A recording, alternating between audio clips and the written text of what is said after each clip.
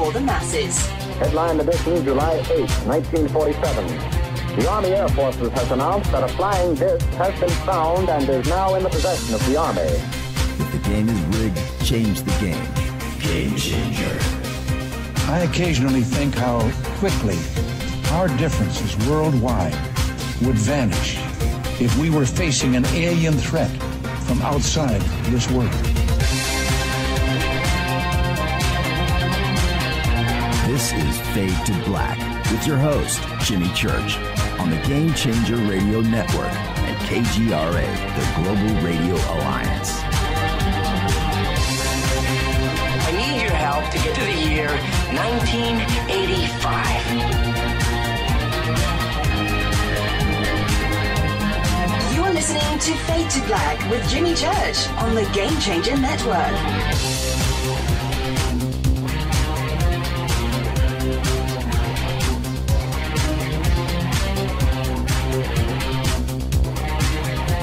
Good evening, Fade to Black. Bespoke radio for the masses. Yeah. How you doing? Today is Tuesday, July 3rd, 2018. 184 days into the new year, just 181 days left. We are live from a bunker somewhere in beautiful downtown Burbank, California. And I would like to welcome everybody listening all around the world, all across the United States. Hither and thither, to and fro, back and forth, up and down, east and west, north and south, far and near. This is Fade to Black. Now, for KJCR, the Game Changer Network, and KGRA, the Planets, I'm your host, Jimmy Church. What is cracking, everybody? How you doing? How you doing? How you doing? I'm doing pretty good because we're headed towards a really cool 5-day weekend. I've got the 4th of July. What do you call the day after the 4th of July? The day after? We have Friday off. Then we have Saturday and Sunday. Unbelievable. We have not done this. We have not done 5 days off in 5 years. Over 5 years. Probably longer than that. And I'm not joking. And I know you out there, you know, you get your vacations and you get your time off, or, you know, maybe even unemployed, right? And you get an unemployment check. Doesn't matter to me. You guys have enjoyed time off, you know, however it comes to you. We have not. We have not had days off. We get one day off here and there. Sometimes we'll get two. If we're really lucky, we'll hit a 3-day weekend. It's rare. Okay, it is really uber rare. Most months, we've got 1 day off. In most months. But for us to actually have the sun and the moon line up the way July 4th is this time around, and I don't have coast to coast this weekend, we're just ecstatic. So we are taking advantage of it, and we're going to get stuff done. We are. Clean out some closets. Yeah. Clean out the garage, but it's going to be fun. Just things that we haven't been able to do. And maybe if we're lucky, if I'm lucky, Rita will let me invite some friends over on one of those days, and we'll have a blowout. Low key. I mean, for those that will be there, the 3 maybe we'll invite over, 3 or 4. For them, it's going to be a blowout, you know. But so there you go. All right. Tonight, Michael Lee Hill is here. Great guitar player, great musician, 432, right? Tonight, we're going to talk about the recent Enki crop circles. He's got a great article over at michaelleehill.net that you can read if you haven't already. And there is some breaking news today about this, but I'm going to let Michael tell us all about that. That'll be at the bottom of the hour. And like I just said, we're taking tomorrow and Thursday off for the 4th of July. We'll be back on Monday, July 9th. Now, all right, kiddies, I'm going to let something slip right now. I'm going to tell you who the guest is for Monday. And I want you to go and check her out. Okay? My guest on Monday is Mrs. Smith. That's right. Mrs. Smith, the guitar god, will be our guest on Monday. Now go and check her out on Instagram, Twitter, YouTube. She's got a great YouTube page right there, and you can go and watch a bunch of really cool interviews and see her play. Check out her new guitar that she just got, the Meow guitar. Mrs. Smith will be here on Monday. I am very, very excited about this. Now, of course, we're going to talk UFOs and awakening and retreats and consciousness and finding herself and how she became who she is today and what makes her tick. And she's just so cool.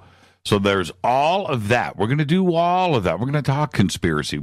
She's got an opinion on everything too as well. So that's going to be on Monday. But then we're going to talk some music because she is a shredder. She plays just go and check out Mrs. Smith. That's all you've got to do. Thank you so much for tweeting that out, John. That is very cool. There she is, Mrs. Smith. Very funny, very together. Amazing player, amazing dresser, very fashion conscious, Mrs. Smith. There you go. Thank you for posting that. And so that will, you don't mean Emery Smith and drag. No, I do not. That is pretty funny. But, yep, Mrs. Smith is going to be here on Monday. I can't tell you how great of a show this is going to be. All right. Let's get this cracking. Let's get this thing moving right along tonight. We've got a lot to do. Michael Lee Hill is here. I spent my day over at OnStellar once again, and I posted an article today at OnStellar, onstellar.com, OnStellar.com. Posted an article today called Rock Stars and UFOs. And it's a subject that the UFO community, I'm talking about the authors, the researchers out there, largely ignore. It's easy for me to get into the subject because I come from the music industry. I produced so many great bands, and I have so many friends in the music industry. So all of the musicians that I've had on the show, like Dizzy Reed from Guns N' Roses and Graham Bonnet, right? Tracy G was here from Dio, Doug Aldrich, and others. Okay, so if I've left some off of the list, we've done so many shows I can't remember everything. And of course, Tom DeLonge, Blink 182, of course. Can't forget about him. But it's easy for me to reach out to inquire within. There you go. It's easy for me to reach out to these musicians and talk to them about the stuff. And some want to come on the show, some don't. And I understand that. But it's easy for me to put that kind of stuff together because it's my life. It's what I've done. But it's been, just to me, largely ignored. And I posted an article today. I mentioned yesterday that I went over and hung out with Peter Tachtgren of Hypocrisy in the band Pain. And I talk about it enough, but and Peter's great and he's so intelligent, but I don't think everybody quite gets what I'm talking about Peter's intelligence. And he reached out to me Okay, so I wrote this article over at OnStellar, and you can go and check it out. Let me get it posted up here in Twitter so everybody can go and check out the article. Let's see here. Rock stars, and UFOs. Okay, so here is the article. Boom, paste, done. Man, I just love Twitter. Twitter's so bleeping easy. There it is. And, I'll pop up a quick image here too as well. And I should just let's do this one. We'll pop that one up there because it looks rock starish. And now, okay, so back to this. And I wrote, and not, you have to understand, it's one thing to talk about your experiences as a celebrity, as a musician, but it's a whole nother thing to put your money where your mouth is and make videos, write songs, release albums on the subject. So in this article, and you can go and peep it out for yourself, I've got links to 3 of Peter's videos that are all based on UFOs and disclosure. One by the band, his band, he's the singer and guitar player for all of these bands. Hypocrisy, the band Hypocrisy. It's got an amazing video called End of Disclosure. Go peep that out and listen to those words. In his band Pain, he did one of the most amazing videos. It's like a movie. It's called Black Knight Satellite. Check that out. And Peter as an astronaut. You have to check that out. Black Knight Satellite. And then my favorite, well, they're all great, by the way, but my favorite is Pain, the band Pain, Shut Your Mouth. And just go and check that out. It's just, you've got to, from beginning to end, you've got to watch it. Now, and he's got much more than this, but I wanted to post this up on OnStellar to let our community know. With a band like Hypocrisy or Pain and, I'm using the term loosely, rock star, like Peter Tackern, who's got a reach into millions of fans around the world. And this is his message. This is his message. He wants to get the word out.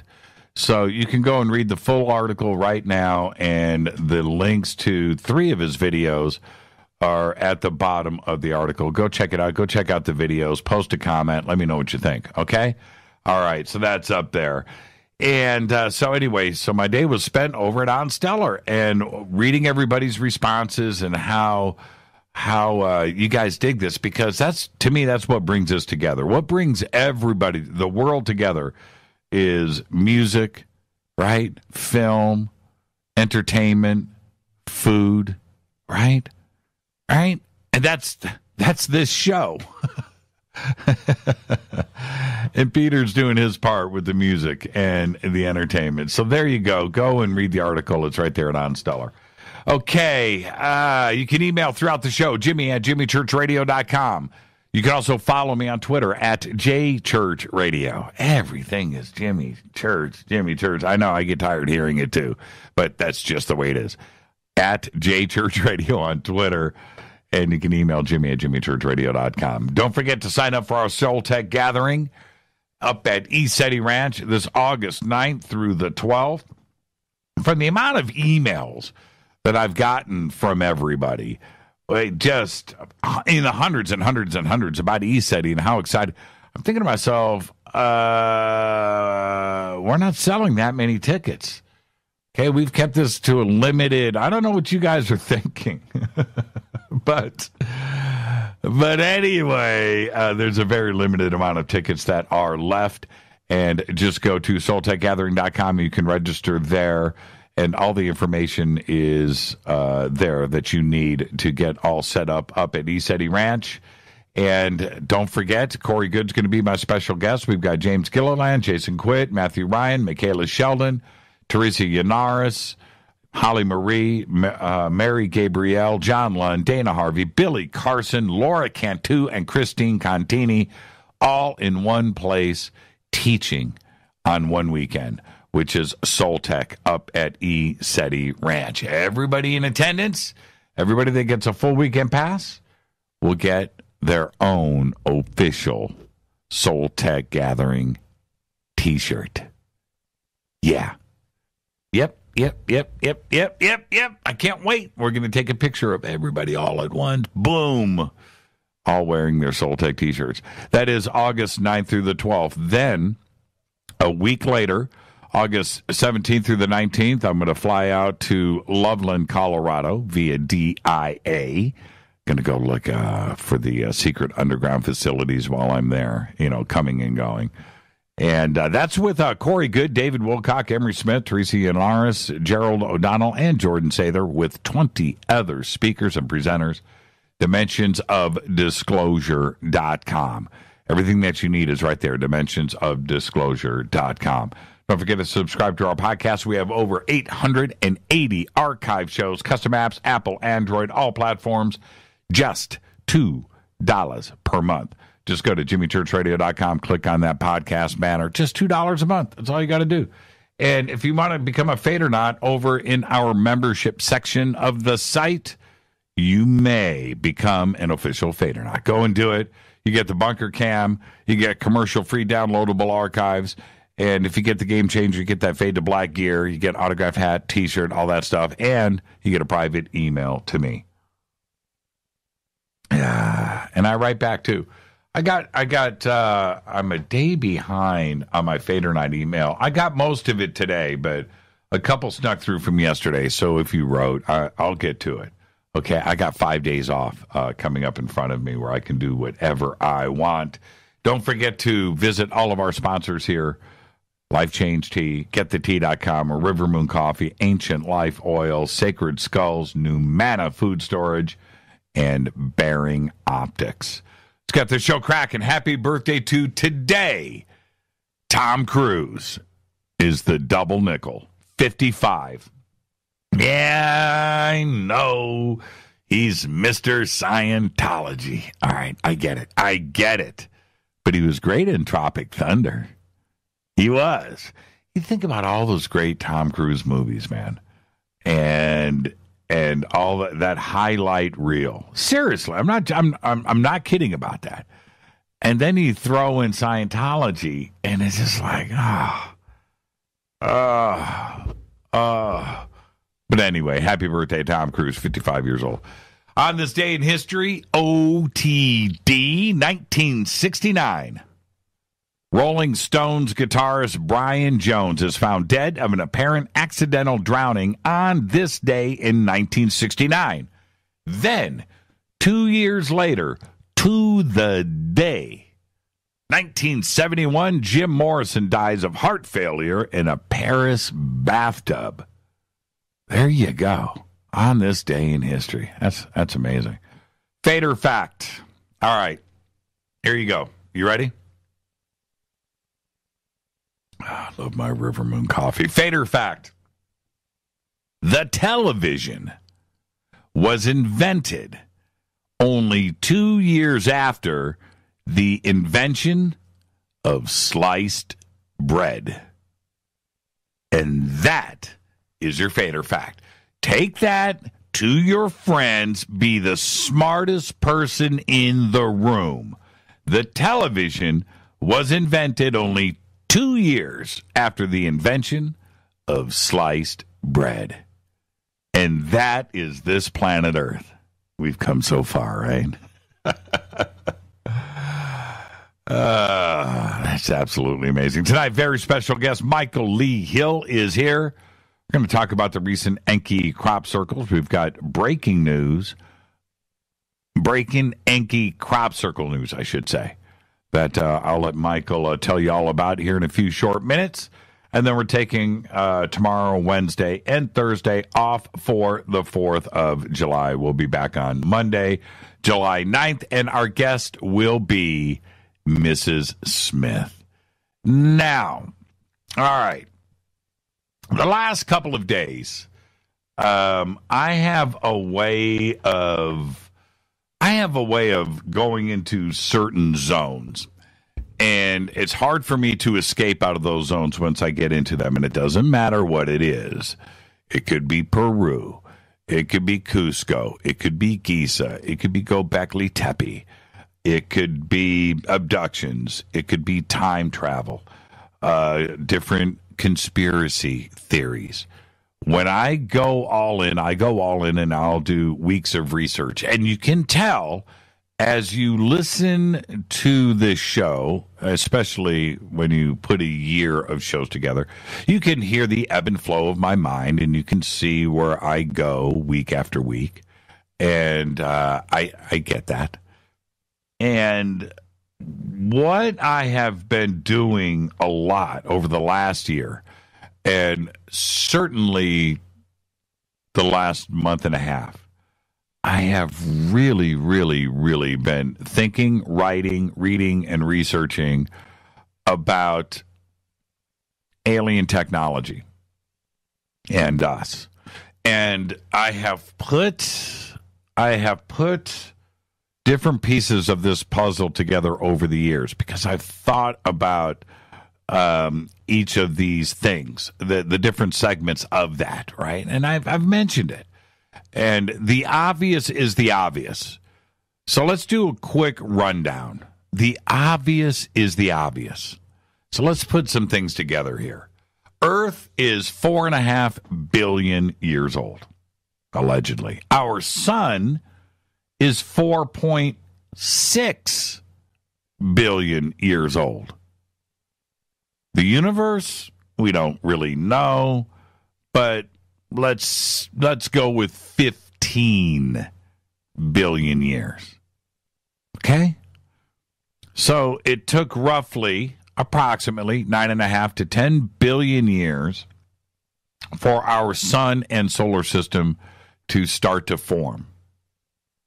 There are behind the Milky Way, behind that, now we're talking about 10 billion years of development of all of the other galaxies. And there's galaxies that formed after ours, too. Right? And so you start to think about things. It's readily apparent to me, and this is where you need to know where I'm coming from. And I want all of you, every single one of you, to think about this, to contemplate it, to ponder it, right? To postulate and put this together and move forward with your own research. But it is this, and it's significant. The amount of galaxies that are in our universe, although almost infinite, it's finite to a point. But the numbers of the galaxies are mind-numbing. Mind-numbing. You take your finger, you point up in the sky, wherever you point, you're pointing at 175,000 galaxies. 175,000 here, 175,000 here, 175,000 here, 175,000 here. And you can do that all over the night sky, all around the planet, everywhere. It doesn't matter where you are at. You can go down to New Zealand and start pointing at the sky in New Zealand. You're standing on the opposite side of the planet. You're pointing in New Zealand. 175,000, 170.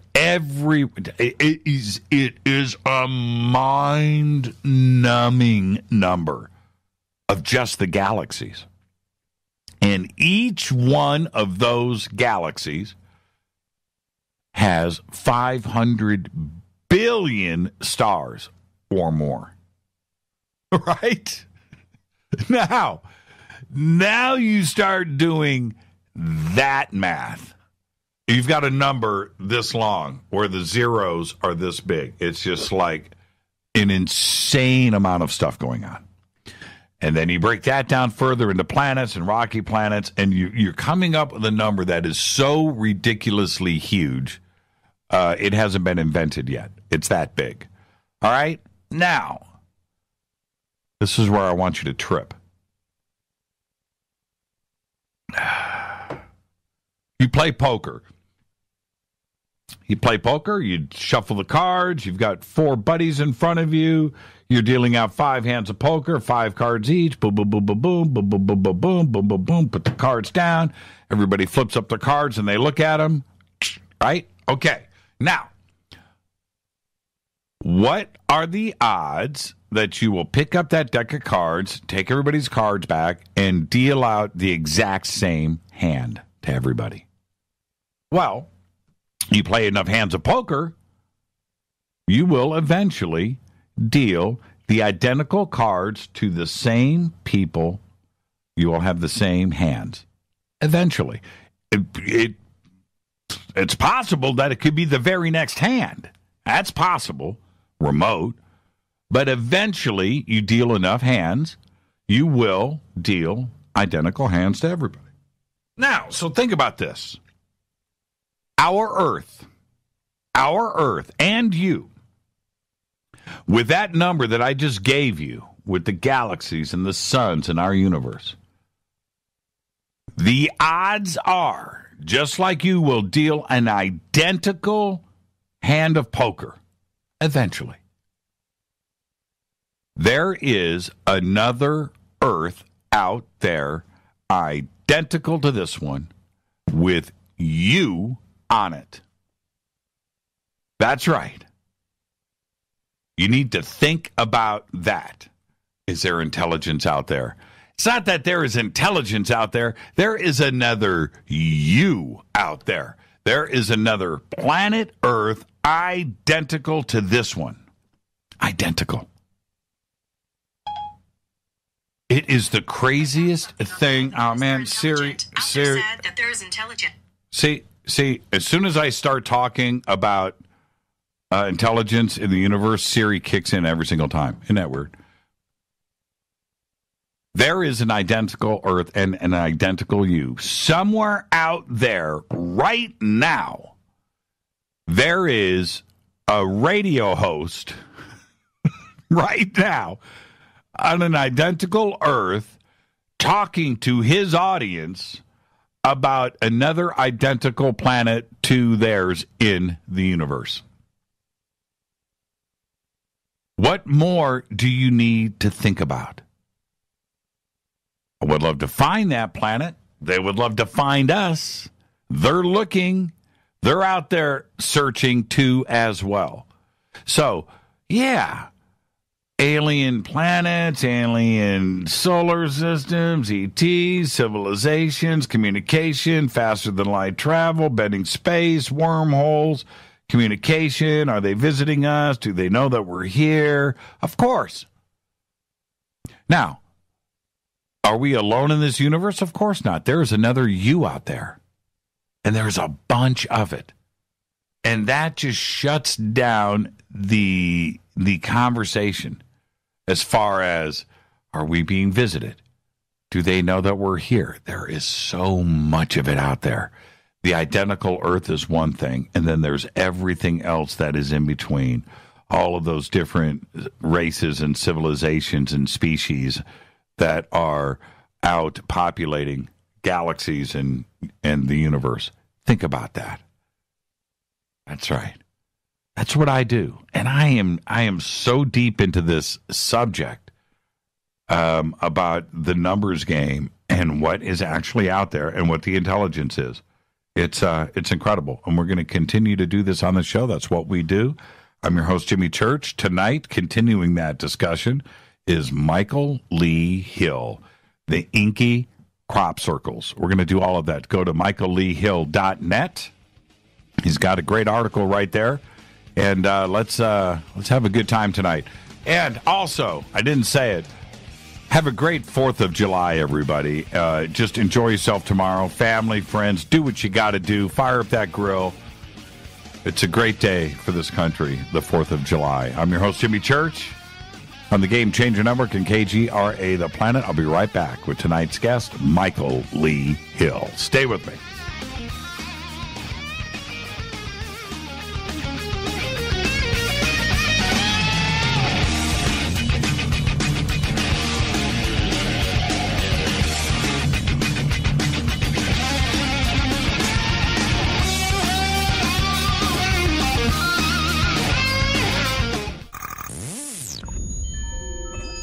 listening to Jimmy Church, Fade to Black. Fade to Black will now pause for alien identification. The station that talks the net. KGRA Radio. When you take the beans from Central America with dashes of Indonesian and African mixed in and then roast it to the dark side of Fade to Black, you create the ultimate brew of fringe. Introducing the Fade to Black blend from River Moon Coffee. Yes, River Moon's darkest customized roast was created for the love of Fade to Black. The alchemy of masterful roasting and smoking the beans is in every sip of this full-bodied, dark Java. I need my coffee dark, deep, with distinct bittersweet chocolate highlights, just like the bunker. Leaning further into the darkness of the roast is Fade to Black blend from River Moon Coffee. Just click on the banner at jimmychurchradio.com and use the promo code F2BBLEND for 15% off of your order today. Go Beckley Teppy. What can I say about the most popular tea on the internet? And what do customers say about Life Change Tea at getthetea.com? A lot. But by federal law, we at getthetea.com cannot make claims to how this product can enhance your health. We cannot even post our testimonies without being in compliance. So how do we get past the hump? Try our products at getthetea.com and see for yourself. You can send us a testimony, but we just can't post it. Bummer. Our products are GMO-free and organic. We pride ourselves in being the best we can be, and we urge you to take charge of your health. We're 11 years strong, and many of our customers have shared their successes with friends and family. Protect your colon. Log on to getthetea.com. That's getthetea.com. Getthetea.com. Getthetea.com. 9 out of 10 geneticists agree. Fade to Black is not your father's radio show on the Game Changer Radio Network and KGRA, the planet. Win big with KGRA this summer. Tickets and hotel accommodations to the biggest conferences, autographed books and DVDs, chances to win all-inclusive conference cruises, and private dinners with your favorite KGRA hosts. Click the contest tab at kgraradio.com for your chance to win big this summer. Your contact for the best alternative talk radio on the planet. kgraradio.com. Hi, this is Rob Reiner from Anvil, and you're listening to JimmyChurchRadio.com. What's up? I'm Chris. What up? This is Kyle Massey, and you're listening to Jimmy Church Radio.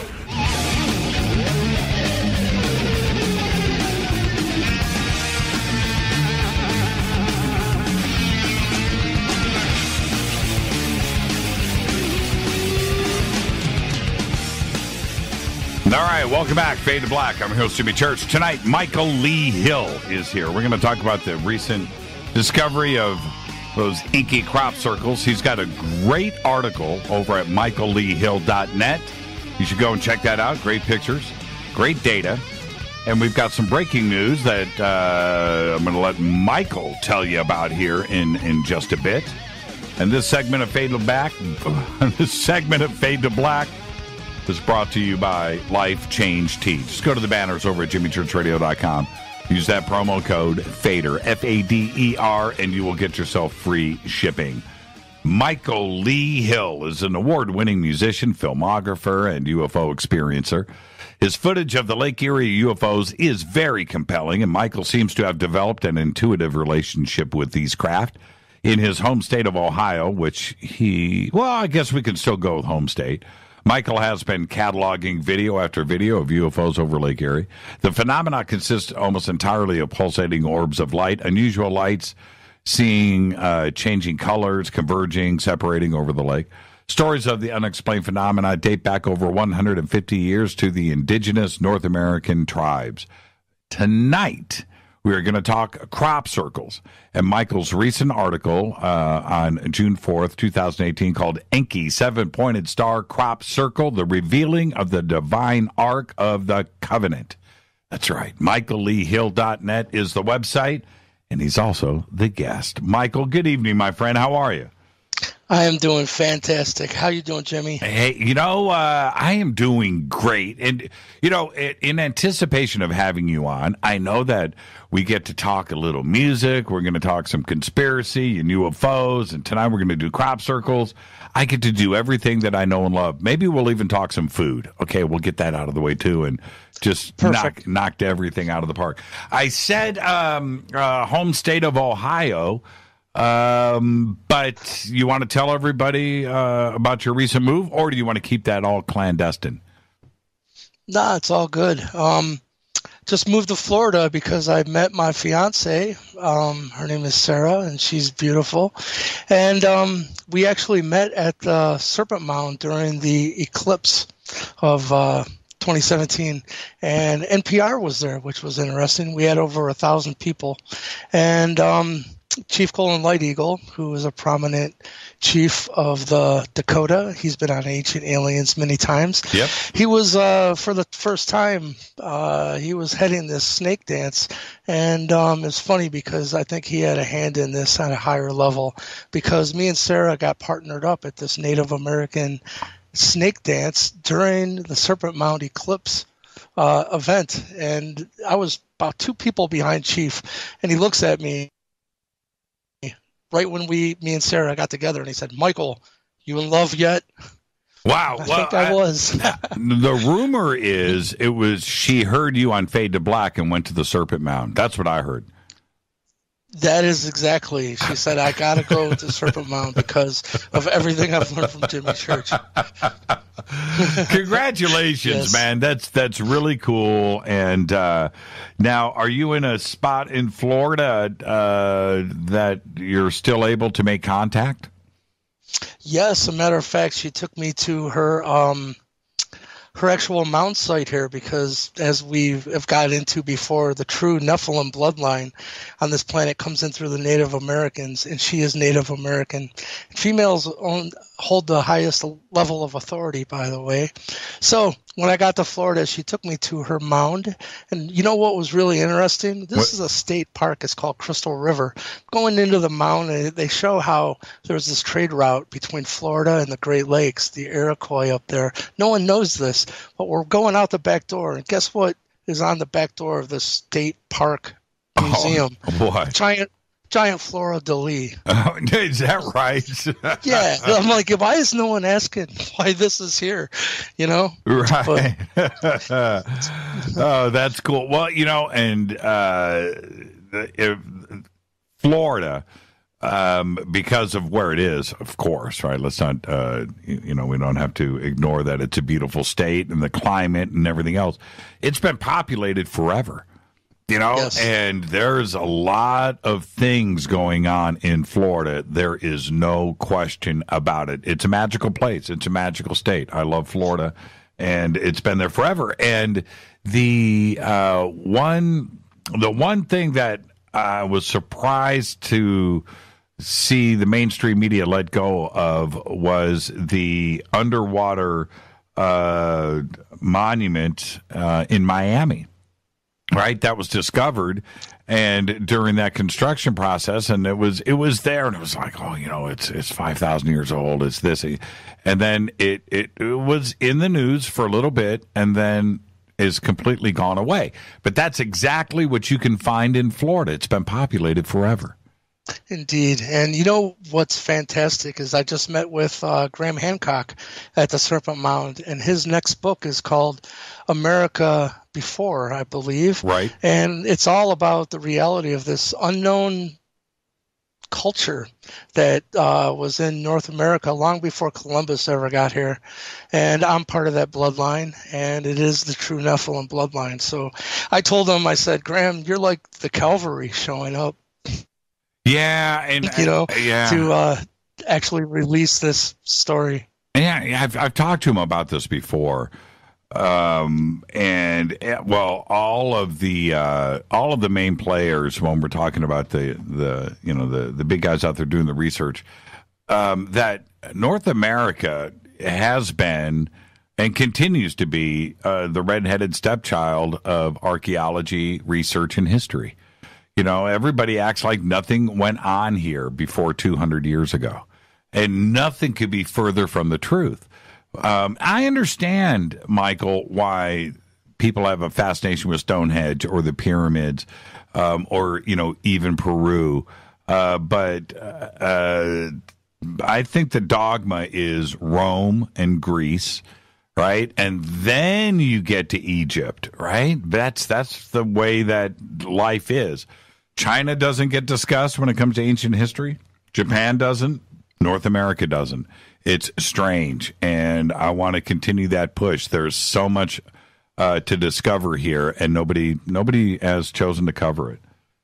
Indeed. Well, I can wrap this up as quickly as possible, but before I came to Florida, Chief Golden Light Eagle, like I said, he is the chief of the Dakota, been on Ancient Aliens many times. He's that level of cat, He called me before I moved to Florida and told me of a previous incarnation of mine that I was known as the Peacemaker. And he said that the unknown part of the story is the Peacemaker traveled to Florida. And because, I'm going to try to wrap this up real quick, but it's really important. The Iroquois were not always unified. Those tribes were at war for a very long time. Not only at war with one another, but they were at war internally and with themselves, like darkness had set in.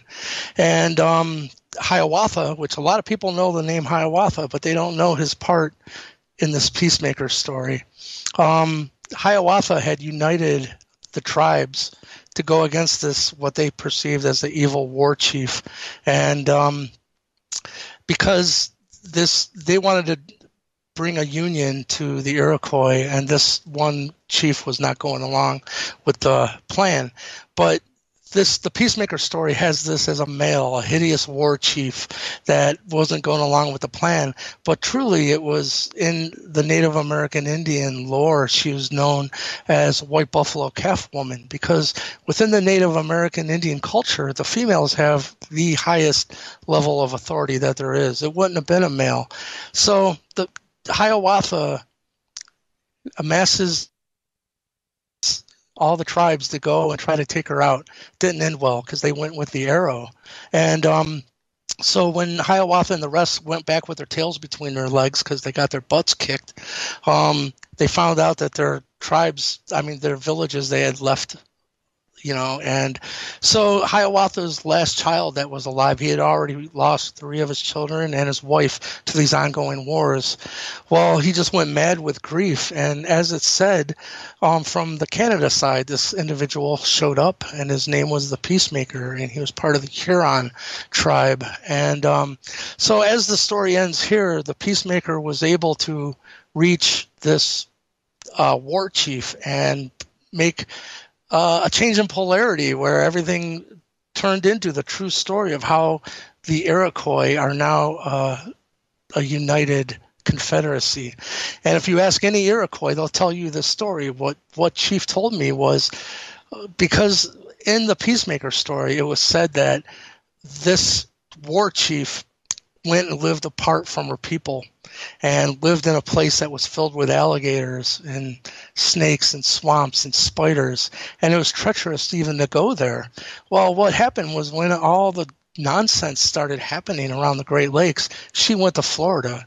So Chief Golden Light Eagle told me, this isn't even known to the white man. I hate to say that, but it's true, that the Peacemaker, that's why it was said that this war chief was living in a very far away land filled with alligators and swamps and spiders. So he told me that the Peacemaker went to, actually, this is Ea of the Anunnaki, by the way. So right, that's in between. This is the incarnation of him. So Chief Golden Light Eagle told me that he went to bring fresh water aquifers to his mother white buffalo calf woman. This is Chief telling me all this. This isn't my opinion. And he said that the first fresh spring water that he brought up, he told me where it was, and some Iroquois elders took him there, and he said, Michael, this is the true fountain of youth, because as we know, water has memory.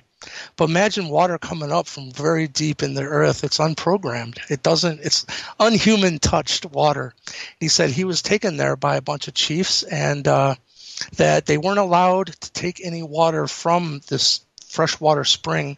He said what really blew his mind is he said they were only 50 feet away from the ocean.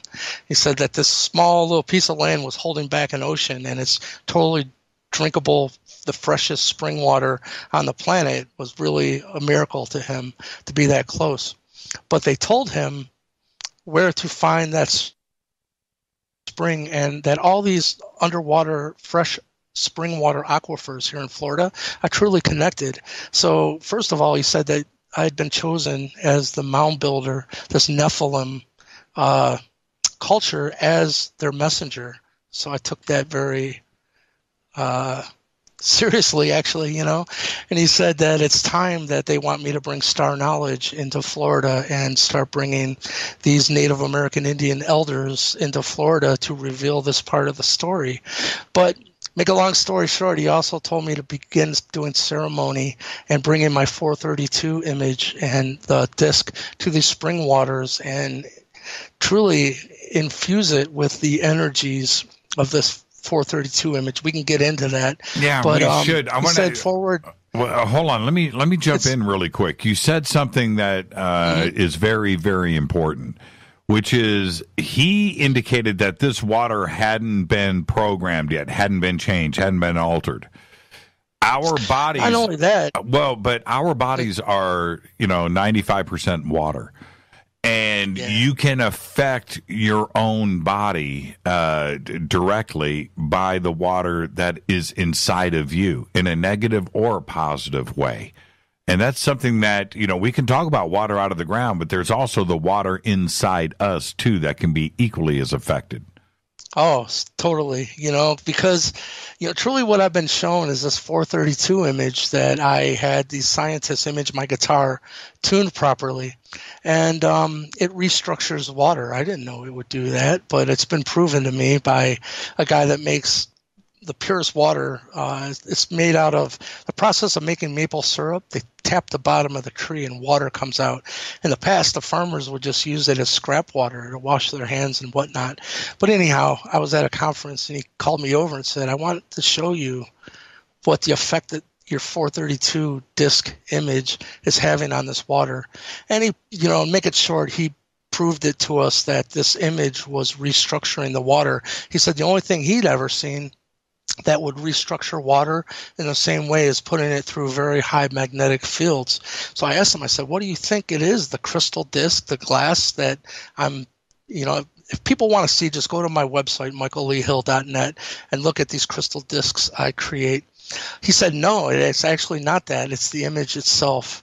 There's never been a pictorial depiction of a 432 frequency in this reality ever.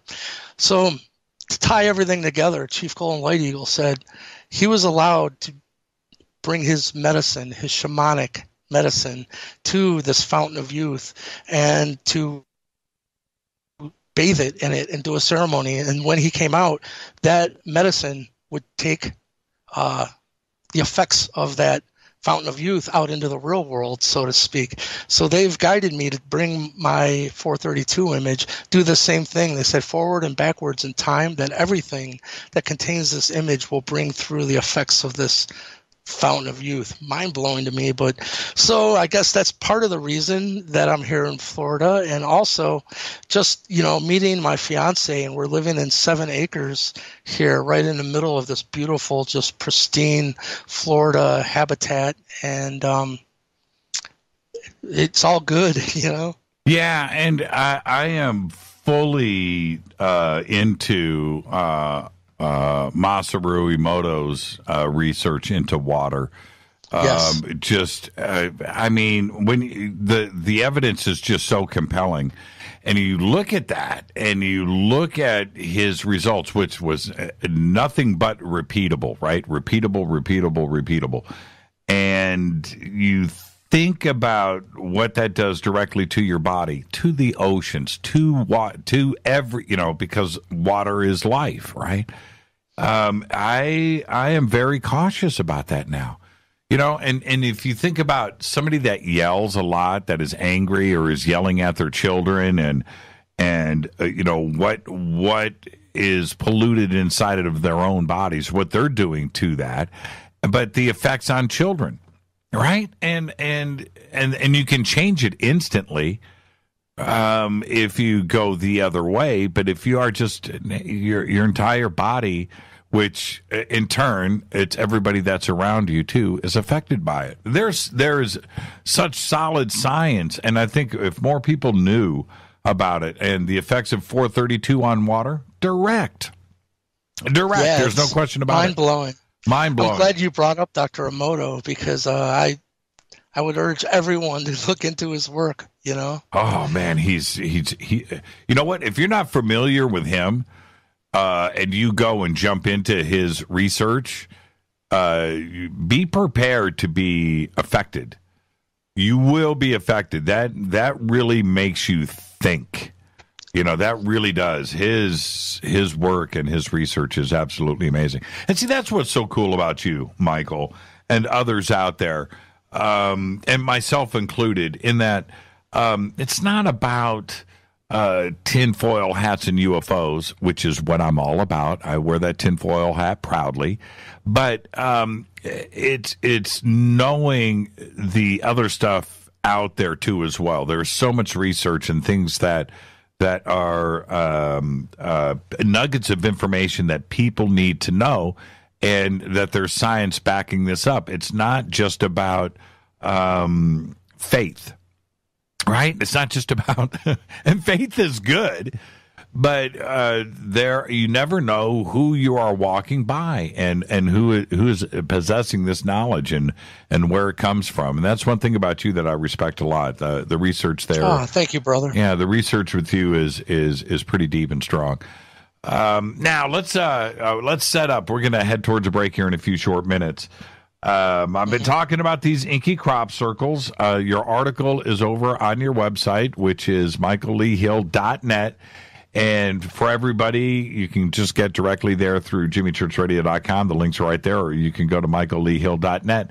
And it's on his homepage, on the front page. Just scroll down and click on the Enki article.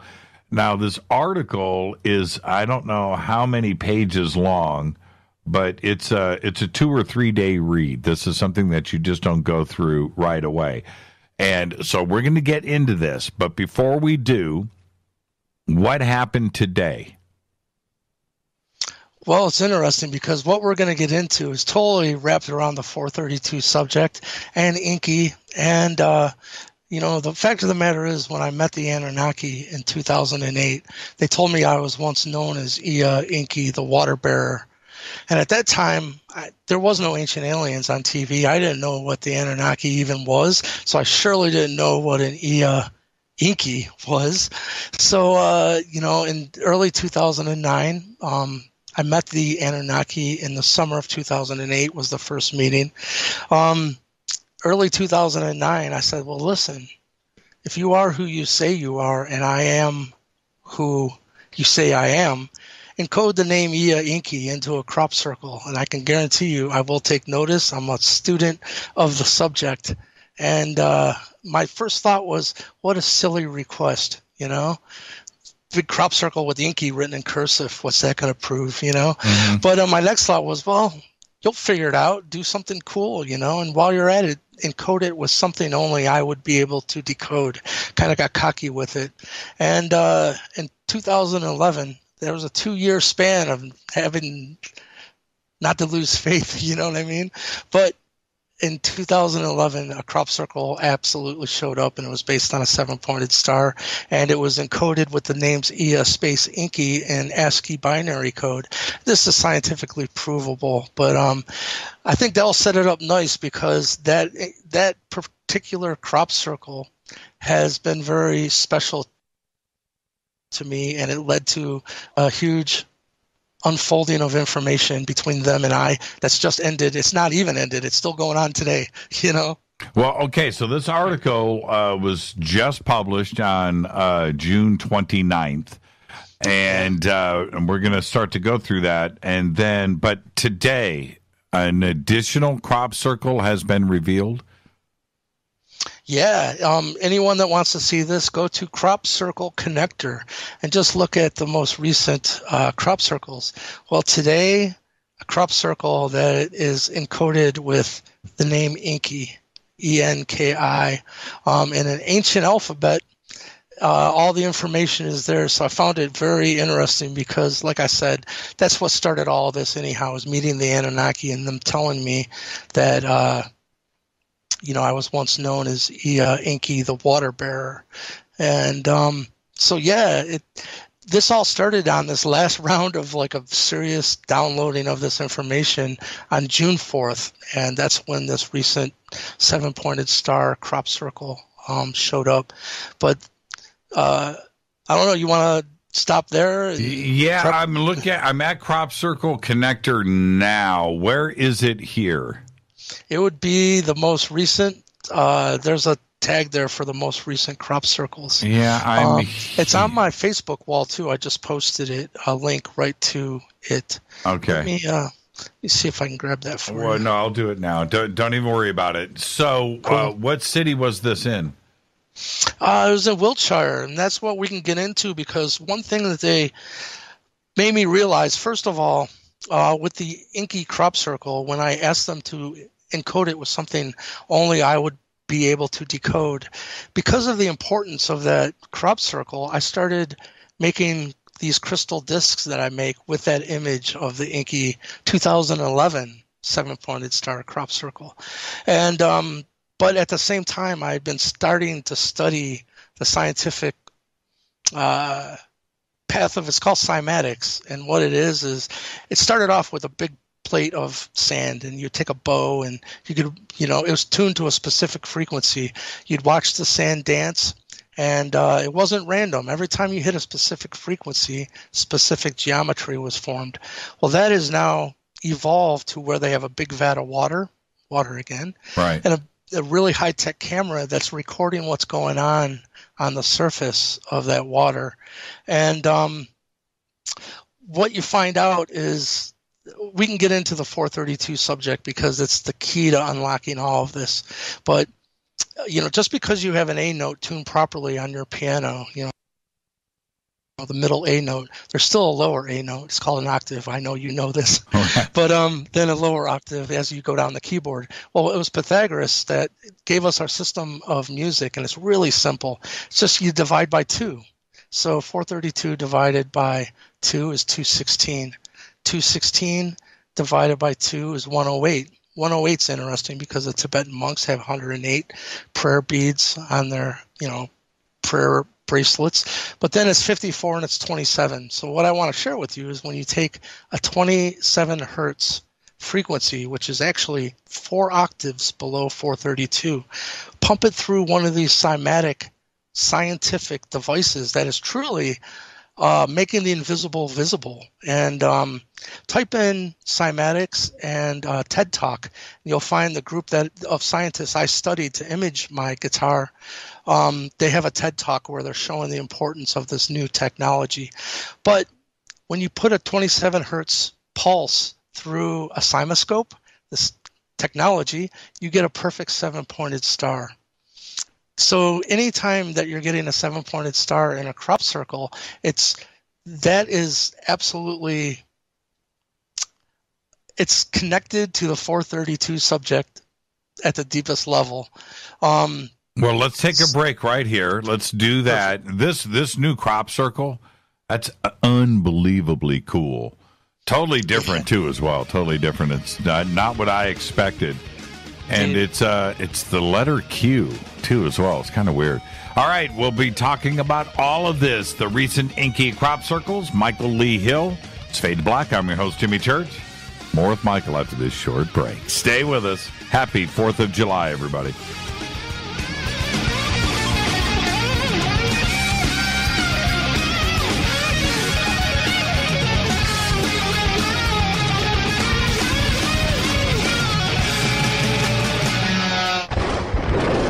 This is Fade to Black with Jimmy Church on the Game Changer Radio Network and KGRA, the Global Radio Alliance. This is KGRA Digital Broadcasting Station, Salt Lake City, Utah, Van Buren, Arkansas. Does your basement or crawl space have a damp, musty smell? Well, watch out. That's a sign of too much moisture and not enough ventilation. And that can mean increased mold growth and the buildup of harmful toxins and gases. Don't bother with a dehumidifier. It just circulates the same unhealthy air. Now there's a better way to remove these dangers and odors. It's with the computerized Wave Moisture Control Unit that reduces moisture and expels pollutants. We replaced our old dehumidifier with the Wave unit, and in only 3 weeks, our basement is dry and the musty smell is gone. Wave units require no maintenance, no buckets of water or filters, and costs only pennies a day to run. Breathe better, live healthier with an affordable, no-maintenance Wave unit. Call 888-717-WAVE, 888-717-WAVE, or visit dryhealthyhome.com. Dryhealthyhome.com. Ride the wave. Wave Home Solutions for a healthy, comfortable home. Hello, I'm Katie, and you're listening to my main man, Jimmy Church, on jimmychurchradio.com. Hi, this is Ray Hobbs here, repping the planet, and you're listening to my good friend, Jimmy Church, Fade to Black, on the Game Changer Network and the KGRA Digital Broadcast Station. This is Toby Kebbell. You're listening to jimmychurchradio.com. Don't hurt me, Jimmy. I'm only little. Hey, I'm Adrian Grenier. And this is Ari Gold. We're the Honey Brothers. Yes. We are of the Honey Brothers. Hey, I'm Adrian Grenier. And I'm Ari Gold. We're the Honey Brothers. And you're listening to Jimmy Church. The Revolution. This is Micah Hanks of the Gralien Report, and you're listening to Jimmy Church on Fade to Black, across the globe on the Game Changer Radio Network and the one and only KGRA Radio, The Planet.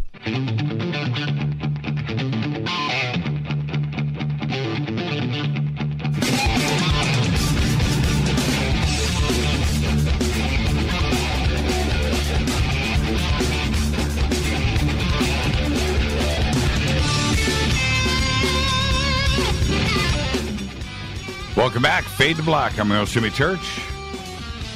Our guest tonight, Michael Lee Hill. We're talking about the Enki crop circles, recently discovered. A new one today, by the way. This segment of Fade to Black is proudly brought to you by River Moon Coffee, makers of the Fade to Black blend. All you have to do is go to the River Moon banners over at jimmychurchradio.com. Use the promo code F2B blend. That's F, the number 2, B, F2B blend, and you will get 15% off of your orders. Truly the best coffee in the world. Guaranteed. All right, Michael, pretty amazing stuff here, and let's get into it. I wanted to talk a little music. I announced tonight on the show about Mrs. Smith is going to be here on Monday. And I turned you on to Mrs. What do you think about Mrs. Smith? Oh, it blows my mind. You're like, this is the best guitar work. It's not even of this world. And you were right. It actually discombobulated my brain, and I had to kind of collect myself before the show. I know. Shocking to me. Now, see, you said Monday, right? Yeah, Monday. And wow. What's really cool about Mrs. Smith, because as a guitar player, you're a guitar player, I'm a guitar player, so we like, to check out other guitar players and, see where that, and that's what we do, right? That's what all musicians do it. And then you go, and your first impressions when you see Mrs. Smith, you see the picture or whatever, you're like, okay, and then it's bam. She's got chops. She's got nothing bad, but she kind of reminds me of the church lady, and you're just you're not expecting what you hear. No. It's like, oh my goodness. The church lady's a really good way to put it. Absolutely phenomenal guitar player and totally awake, consciousness driven. Everything that we talk about on this show is who she is, and so she's got that consciousness, awakened soul to her that is behind all of this. She's very funny. She's very cool, but and very talented. But there's so much to her. There's so much depth there. She's just incredible. So yeah, so you got to check out the Mrs. Smith chops. Did you see her new guitar? Did you see that unveiling? No, you just turned me on to this, and I was looking down the list of videos, and I can't wait. I think that's what I'm going to be doing after the show. Yeah, the Mrs. Smith video collection is a very fun thing to go through. Pretty cool. Okay, so yeah, she'll be on Monday, and what I really appreciate is that the things that make me tick, which is music and film and comedy and guitar and food and heavy metal and jazz and just the things that make me happy. I'm able to discuss all of these things and have fun with it on this show. And I think that's important because, first off, it's who I am. But it's connecting with the audience on all of those levels too as well, because they're going down the same roads of discovery that you and I are, and we're all interested in the same things. And if we can unite underneath that and just find out, hey, we're not all that strange. Actually, we all like the same things. And that's what makes the world go around. And you are an exact reason why I do this show, because you have all of those experiences that we're all interested in, but you're also a great musician and guitar player. And that, for me, is what drives this audience to this show. So thank you, man. Thank you, brother. That's where my head is at right now, is let's figure this out together, So I really appreciate the opportunity to share what these revelations that's coming to me, and especially with these new crop circles. What they're telling me, I'm talking about friends in high places. Mm-hmm. It's really blowing my mind. It's at the very furthest reaches of my even being able to process it. I'm at the article now. And it's a long article. Which part of the article shows I want you to tell the audience where to find them, the two recent crop circles.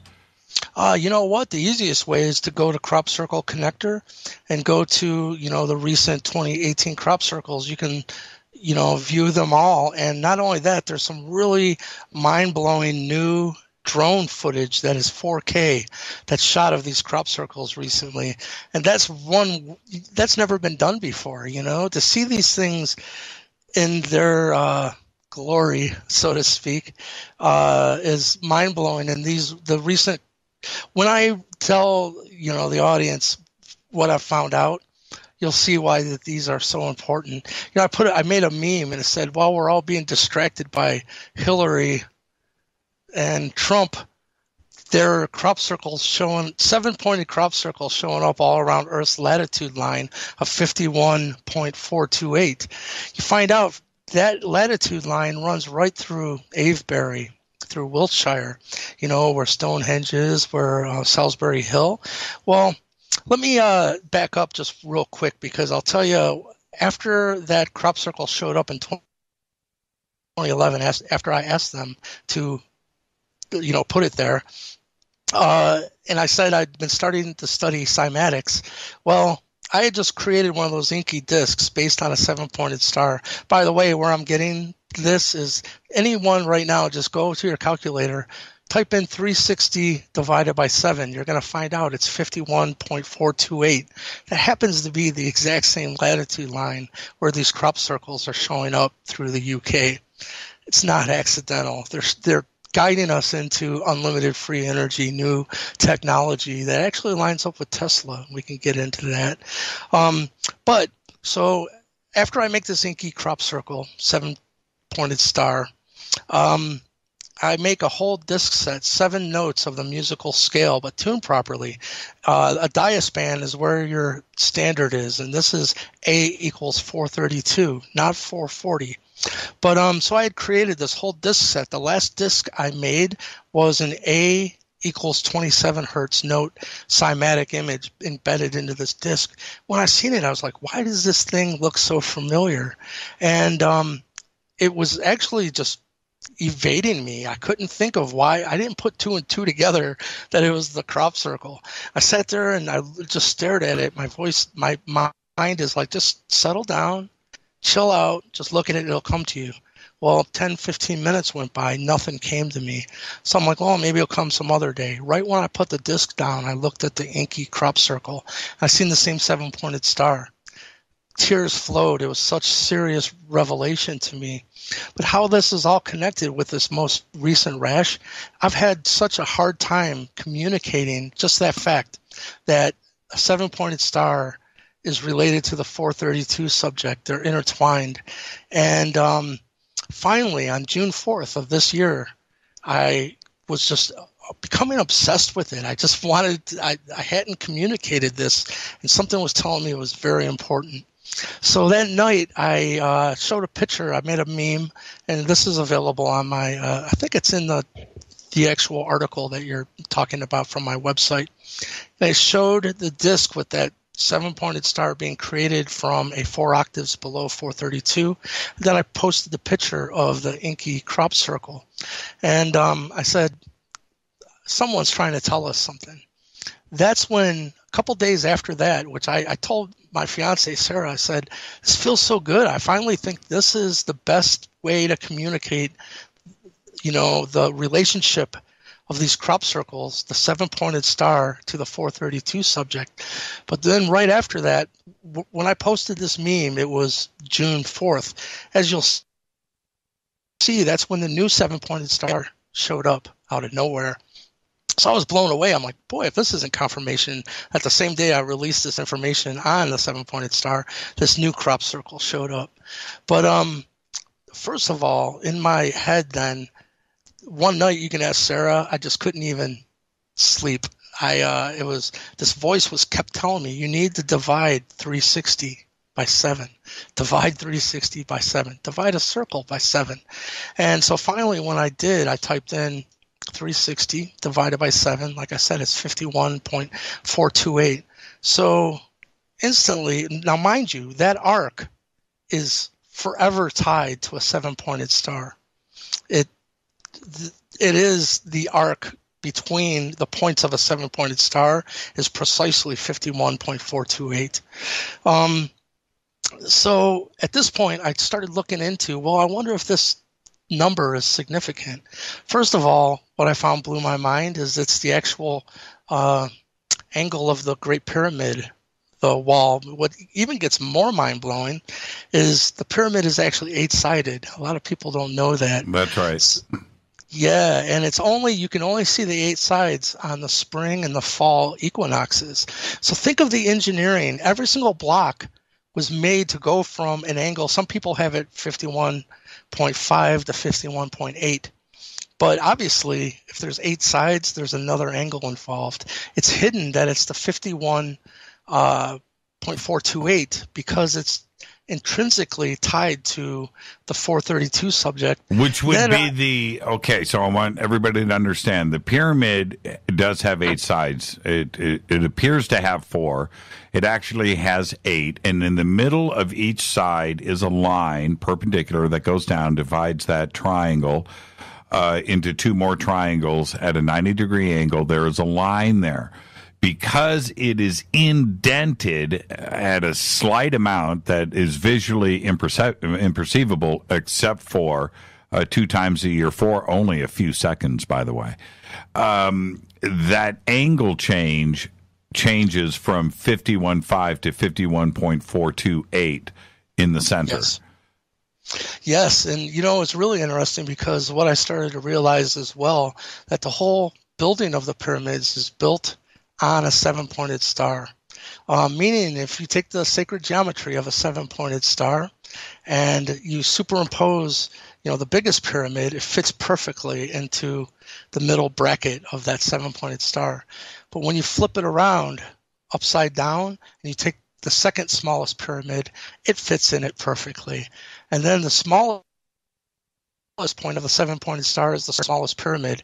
Then it started really blowing my mind because I met Christopher Dunn. It was really interesting because I didn't know why he was so interested in my 432 crystal discs. He bought one for his wife, and he told me, Michael, those chambers inside the pyramid are tuned to 432. Oh, we really? know it. Wow. Right? So not only that, you find out in some of these hallways going up, there's like 27 steps. Then you go up another level and there's 54 steps. Then 108 steps. They're encoding octaves of 432 into the actual dimensions and like the blueprint of these pyramids. Now, take into effect that these crop circles are showing up on the 51.428 latitude. Now, let's stop right there for a second. Avebury is located at latitude 51.428. Indeed. Mind-blowing, isn't it? This is what they've been guiding me towards, and we're not even done yet. The end of this story is blown my mind. It's truly incredible, isn't it? Well, you have to remember, not you get it. I'm talking about the audience, that when we look at these structures that are in stone, if you want to preserve a message for as long as possible for the future, you're going to do it in stone. We do it today. Okay, we do it today. And this encoding, these messages are hidden in plain sight at different sites around the world, and you just apply a little logic to it, and the messages start to reveal themselves. And when you start to get into the coincidences of 2754, 108, or 51.428, or 432, and the Enki 7-pointed star, and it's there. It's there, and you can't deny it. You just have to figure it out. What is the message? What are they trying to say to us? Yeah, what I think is going on is it's leading us into unlimited free energy. And take the fact that they know that water was brought into the pyramids from the Nile. And the idea is that with like a hydraulic system to control the in and out going down into the bottom chamber, imagine the water splashing the top of that, hitting it hard, where the whole pyramid is vibrating. And then take like Christopher Dunn's information that the chambers above it, they know they're tuned to 432, meaning, if you went through a frequency sweep, you would see at certain points there's no resonation in the chamber at all. But when you hit 432, it's so amplified, it's mind-blowing. You can find some videos on YouTube of some people chanting in the proper frequencies, and it sounds like there's an orchestra. So imagine that it's a 432 frequency accelerator like we can't even imagine. And then think of water being able to be separated into oxygen and hydrogen. Think of hydrogen bomb, right? How much energy is there?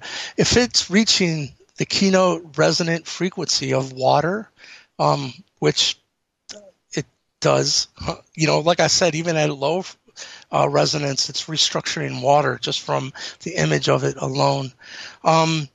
That's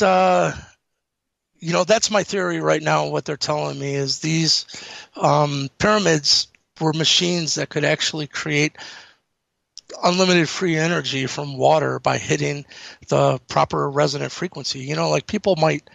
Better way to think about this is like if someone taps a glass and gets that note of that glass, and then you have a singer with a really prominent voice and they hit that exact same frequency, the glass shatters. Everyone knows that. So imagine once you know the resonant frequency of water, and through nothing but frequency, you can separate it into oxygen and hydrogen. You have a list here of, and I want to be clear. I want you to explain this. You say in the article, I decided to look up all the reported crop circles starting in 2009, sorted by order found, date, county, town, crop, and map coordinates. What I've uncovered has been so startling to me that I don't think I am even going any further with this line of research, because they are all around Earth's latitude line of 51.428, followed by 15 exclamation points. Now, okay, so I'm looking at this list starting at April 14th, April 19th, 21st, 23rd, 25th, all the way through May, June, a ton in June and July, through August 29th of 2009. I don't know how.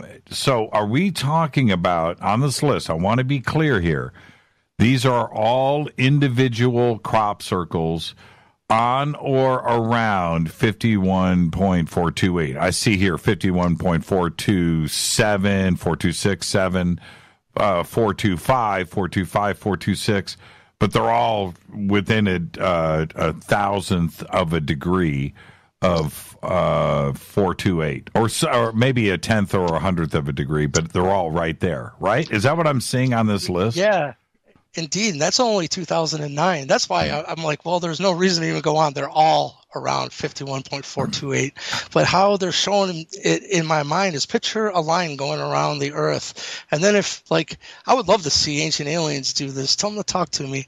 Imagine every year you show that crop circle along that latitude line where it was.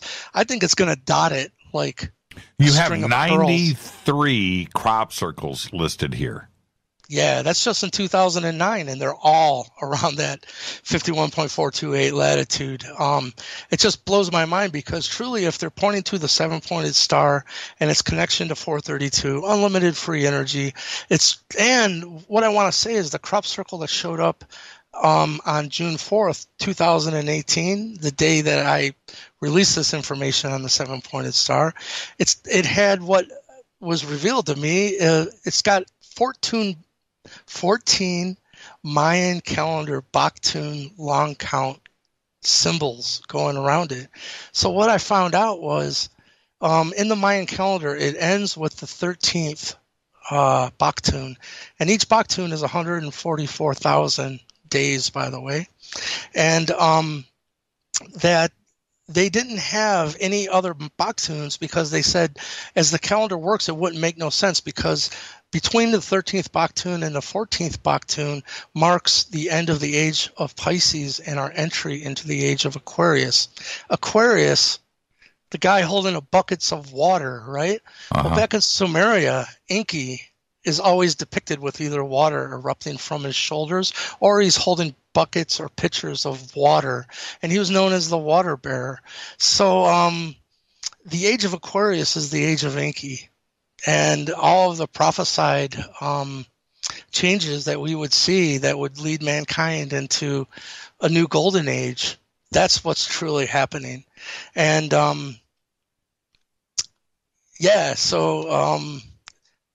so that crop circle in itself depicted 14 Baktuns. So I said, well, what is that? What's the date? So I took 144,000 times 14, right? You find out the first digits is 2016. That's another communication from the Anunnaki to me. They said the end of the Mayan calendar was not 2012, because you find out back in Sumeria, the human race, we came right out of the gate with full functioning culture, right? Math, governance, laws, agriculture, but they also gave us our system of timekeeping. So, make a long story short, there's 43,200 seconds in 12 hours. The pyramid, when you take the height and multiply it by 43,200, you get the actual accurate height, the Earth dimensions. The latitude of the pyramid times 43,200, you get the latitude around the Earth accurately. Then I found out, like I said, the Nephilim bloodline.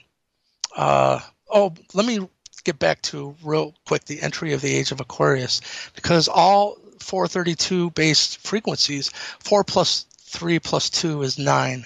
The lower octave, 216, 2, 1, and 6, 9. 108, 9. 5 plus 4, 9. 27, 9. So when I looked at the Mayan calendar and people thinking it was 2012, my brain went, well, that's a 5. It can't be the end of the Mayan calendar because the Mayan calendar was given to the Mayans by Quetzalcoatl, the Anunnaki. What I found out too, is this is truly the remnants of the Atlanteans who we're talking about. That's the bloodline. And let's stay on this age of Aquarius. Yeah. So there's another crop circle you'll see, and it's 2 circles within a circle, and that's another. It hit me right away. This is a Mayan calendar, and it took a little decoding, but it's pointing the star within the middle is pointing to the first Baktun. The first Baktun is the entry into the next age on the precessional cycle, and it's 2016. So it's interesting because when I met the Anunnaki in 2008, they told me their whole succession of kingship and how they relate to humanity is based on the precessional cycle. At this time, I didn't even know what a precessional cycle was, but they said the very second we enter into the age of Aquarius, that this experiment that the Anunnaki had placed on humanity to help us evolve faster by making us experience our own mental energy in an accelerated fashion, we would have either learned our lesson or we wouldn't have. And that the second we enter the age of Aquarius, that experiment is now done and over with. We are not having our mental energy reflected back to us in a magnified way anymore by Team Light and Team Dark. Right. So they said, in their own words, that we have earned the right to be treated as equals. And so truly, I think all of this is so exciting because it's truly mankind's entry into a galactic society. Well, when you look we've at earned the right. Yeah, we got to hit a break right here, but I look at the magic that is represented in this circle with the 14 Baktuns. We're talking about a 7-pointed star laid inside, so you have 2 Baktuns in between each 2 points, and the beauty of it, the aesthetic is extraordinary. But I want to back up a second here. If this isn't something, divine or off-world that is creating it, if this is some ingenious human artist that is creating it, I can't imagine what it would take to go out into a field and lay this out geometrically and get it done. It's impossible. And now it could be human created, Mike. It could be. I get that, and there's people out there that are going to say that it is. I'm looking at this, and the technical side, the logistical side of pulling off something like this is extraordinary, next to impossible. But I'm talking about the mind behind it. Who would go into the Mayan calendar, pull up the Baktuns, lay this out in a 7-pointed star like this for what reason? What, just to be cool? Just to say that they did it? Well, I'm not so sure. I think there's something going on here, my friend. Let's take a break right here. Our guest tonight, Michael Lee Hill. An extraordinary article. It's over at michaelleehill.net. The Enki 7-pointed stars. This is Fade to Black. Happy 4th of July. We'll be right back. Stay with us.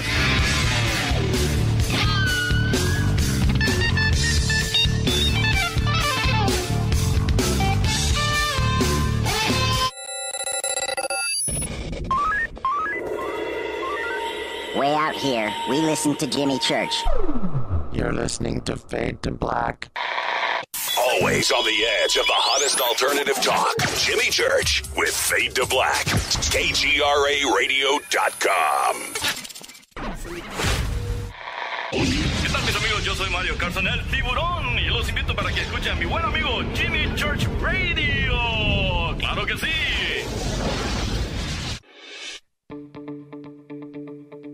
Hurricanes, earthquakes, wildfires. This year we've experienced more than our fair share. This is Jimmy Church of Fade to Black, and last month I decided to make sure my family does not have to worry about food should we get caught in a real emergency situation. Introducing Numana, a healthy, storable product that tastes so good that you'll want to eat it every day instead of just during those times of duress. All Numana products have a 25-year shelf life, are MSG and GMO-free, no preservatives, and are made in America. With the Numana pack in your home, you'll be able to sleep at night knowing that you've protected your family. Not only have I tasted and tested, I own it. Now you can too. Just click on the Numana banner on JimmyChurchRadio.com and use the promo code Jimmy when you order. In addition to a discount, we'll send you an autographed Fade to Black t-shirt. Seriously, go Beckley Tappy. Do you worry a lot? Whether you're a college student, busy professional, parent, or grandparent, ongoing stress and elevated levels of the stress hormone cortisol can rob your memory, your health, and your future. Now you can combat the effects of stress and anxiety while improving your memory and recall at the same time with the dietary supplement Calm and Clever. Studies show that the ingredients in Calm and Clever reduce cortisol by as much as 30% in 1 to 2 weeks. Call 1-800-758-8746 or calmandclever.com. You listen to us, and we listen to you. And so does the CIA. KGRARadio.com. You are listening to Fade to Black with Jimmy Church on the Game Changer Network. Oi, oi, I'm Reese Evans. You're listening to Jimmy Church. This is Revolution. The revolution will not be televised. The revolution is on radio. Ciao.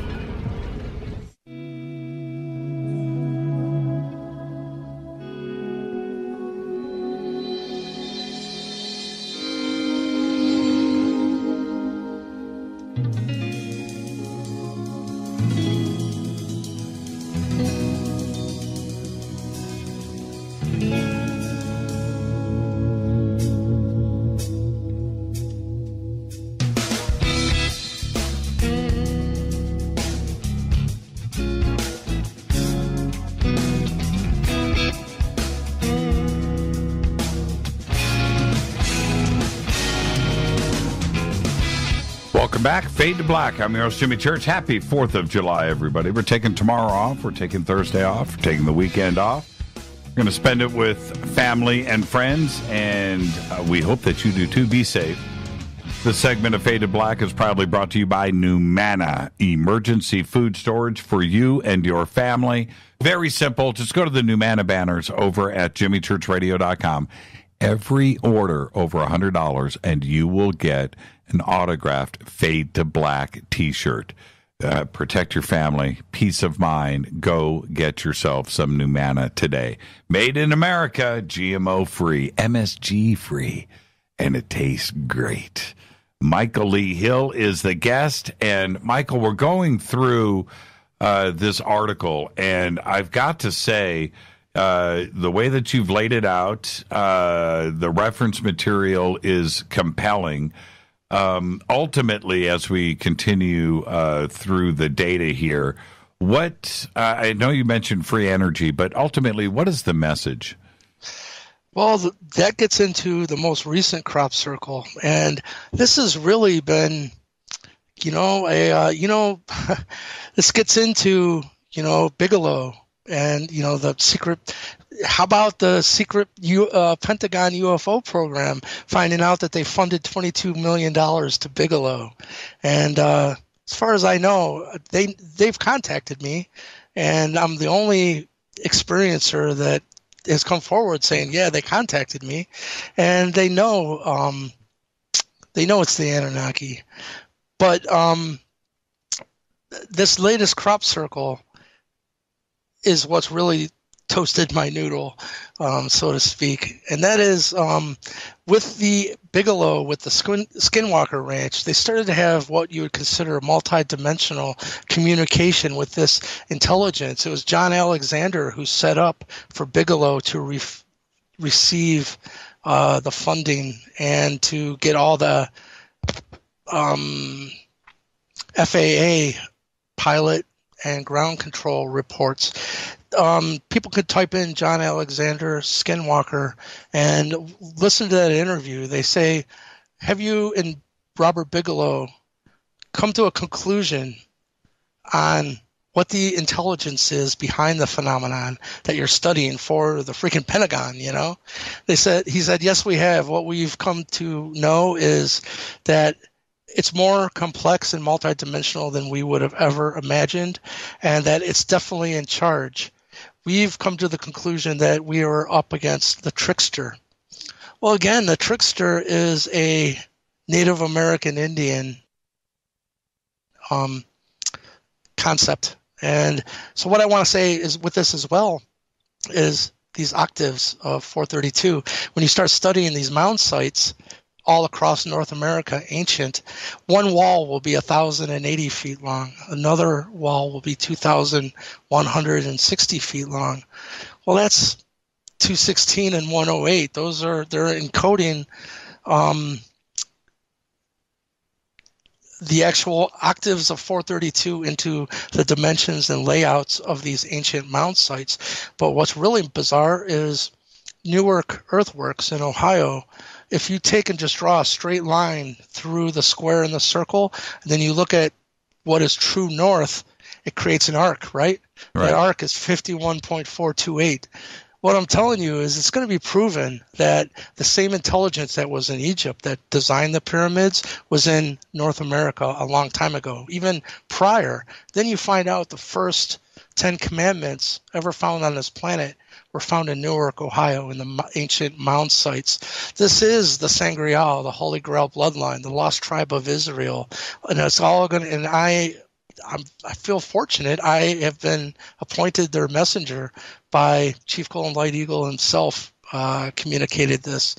Well, let's go back to the 10 Commandments and Egypt for a second, because you bring up the Ark of the Covenant in this article and 51428. Tell me what is going on here, because you state here the Ark of the Covenant is 51.428. Period. Yes. Because, you know, what had started happening with this is, you know, some people think it's a box, you know.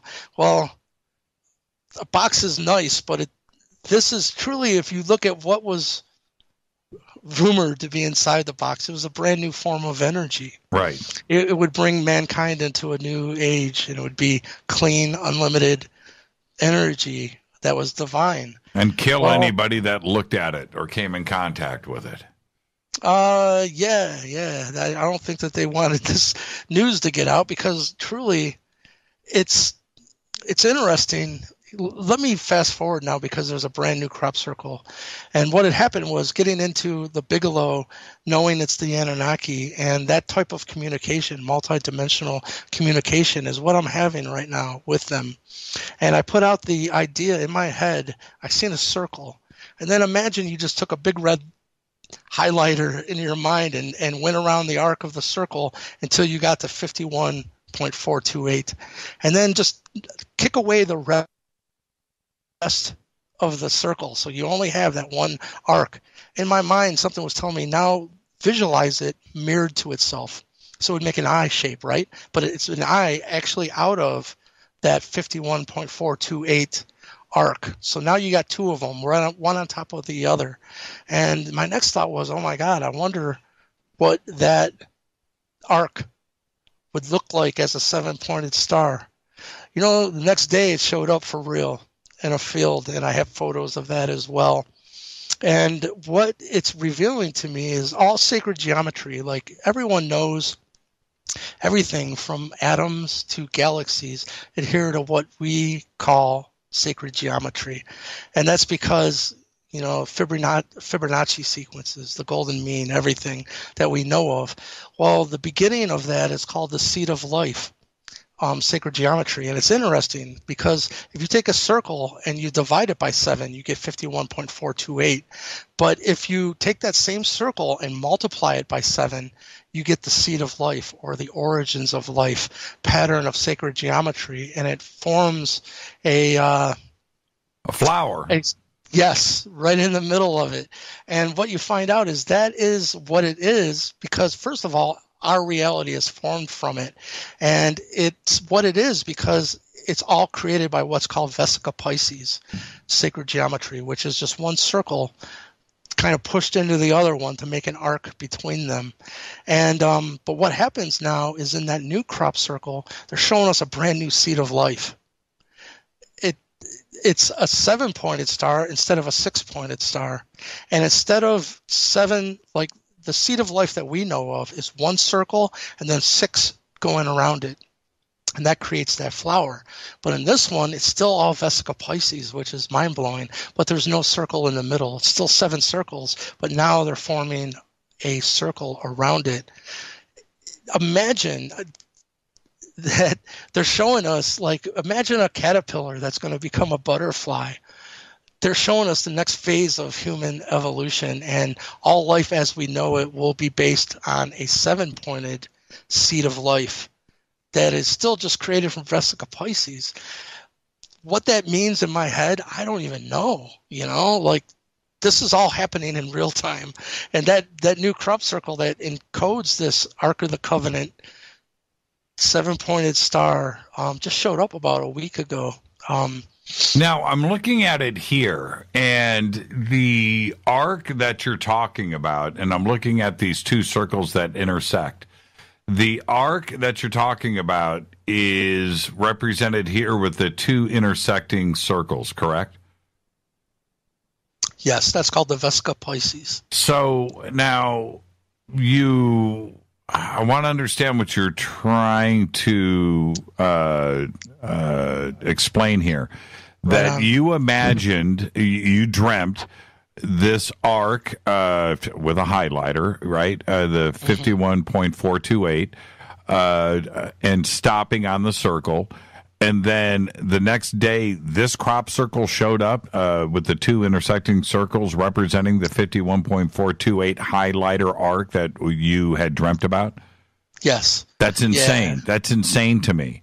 So now... It is to me too, brother. Okay, so in this here that I'm looking at, the intersection of the 2 circles is at 51.28 twice, which creates, when the 2 circles overlay at those points, creates the eye that you're referencing.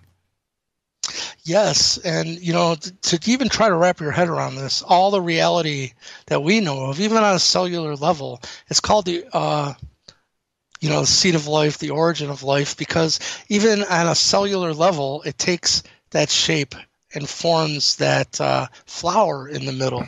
What they're pointing towards is like a caterpillar into a butterfly, like a whole new reality for mankind that is way more multidimensional. It's 7 points instead of 6. It's a whole new, seed of life that has never been presented to humanity before. And here it is in a crop circle. And it's because I asked them again, like I asked them to encode Enki into a crop circle. I asked them to encode that arc mirrored with itself, made into a 7-pointed star. I wanted to see it. I become almost like obsessed with it. I work with a jeweler now, and I've put out some lines of jewelry on some interesting concepts. And I've already talked to them. I'm like, this is it. We need to make this version of the 7-pointed star. And it's interesting because it's unknown to humanity. I've looked far and wide on YouTube and the internet, and no one knows about. Picture this: a 7-pointed star that we know of is all straight lines, right? Right. But this arc, this 7-pointed star, is all curves. Yeah, I'm looking at it here, and it's pretty nuts to look at. I am glad that you did the overlays and the artwork with the flower of life over the top of it, because you can see it clearly going through, forming the 7-pointed star, first off, but how I want everybody to understand what Michael is explaining. The 2 circles intersecting with each other at the 51.428, which creates the eye. That's the basis of this. That's the basis of the flower of life. You continue that 7 times, and then you create the flower of life in the middle. If you look at this crop circle picture, the aerial view, you can see on the inside of the 7-pointed star, the very thin black lines that are there is the flower of life. It doesn't continue outside of the 7-pointed star. An ingenious design, completely encoded, Michael. This is fascinating to look at. You know what's amazing to me is, the seed of life, when you add more circles, turns into the flower of life. So I'm imagining, I think it's when you multiply that circle by 64, you get a full flower of life, if I'm not mistaken.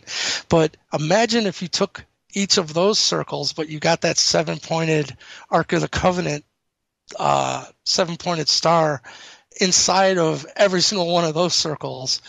I can't even imagine, because even in that symbol alone, the 7-pointed star, it's holographic almost. Like you'll see a pyramid pop out, you'll see a square, pop out. Now we have to talk about Horace Drew here for a second. Yes, he is fantastic, because I was just going to say the actual work. I was led to him because I wanted to see that 7-pointed star and look into information. Now he and I have become like friends, and he's just blowing my mind. He is the leading edge into deciphering these crop circles. And so I want to give a big shout out to him, but it's him that actually connected, because you'll see in the crop circle, it only shows half of that arc. Only half. And yes, which is interesting in itself. It Are is. they communicating? Well, you're not quite there yet, but this is where it's heading. Or I was thinking, well, if that wasn't, it wouldn't look like much, to be honest with you, if it wasn't done the way it's done. And it's almost, again, like the 51.428 arc is hidden in the pyramid. It only shows itself 2 times in a year. I think this crop circle is doing the same thing. It's hiding. Like, are you paying attention? You know what I mean? And it was Horace R. Drew who I was led to. And it was interesting because I started watching a lot of his presentations and stuff. I hadn't reached out to him at this point. But when I posted that I was going to be on your show and we were going to be talking about the Enki 7-pointed star, he commented on my post, and I was like, holy crap, there's another synchronicity, and he told me he was actually the one that decoded the 2011 Enki crop circle, because like I said, it's encoded in ASCII binary code. So yeah, everyone, I would look into Horace R. Drew. He's on Facebook, and he's the one that just decoded the new crop circle that says Enki. I'm looking at it right here. It's pretty fascinating to look at. I wish I can't post these images because I can't grab them off of your website, but I'm sure one of the Fadernauts out there is getting creative and is posting these somehow. And I hope Horace doesn't mind if one of the Fadernauts starts posting these images. But and then there's, then you look at the cymatics part of it, and you see, and now I can't escape it. It's everywhere for me. I can't help but see the connection with 432 and 51.428 inside of everything now. It's really good work. Yeah, really good work, Michael. Really amazing work. Horace too as well. Right on. Like I said, let's figure this out together. It's fascinating to me. I feel like we're in some cosmic Scooby-Doo episode or something. Yeah, there's something about to break. I'm not sure what it is or how it's going to happen. I don't know how communication is going to reveal itself. In that, how would we communicate? Would you do it visually? Would you do it with sign language? is telepathy or the communication through the mind, through atoms, through the electronic universe? Is that something that's going to reveal itself to us and communication is not going to be an issue? Or taking it beyond that, what is it that we will understand? That's, we need to understand what the message is. Is E.T., Michael, it's like a simple question. Is E.T. going to come to us and go, okay, yeah, we're going to give you a little taste of technology for propulsion, right, for interstellar travel, right? This is how we do it. You're at the level now where you can understand this type of technology. Here we go. What does E.T. expect in return?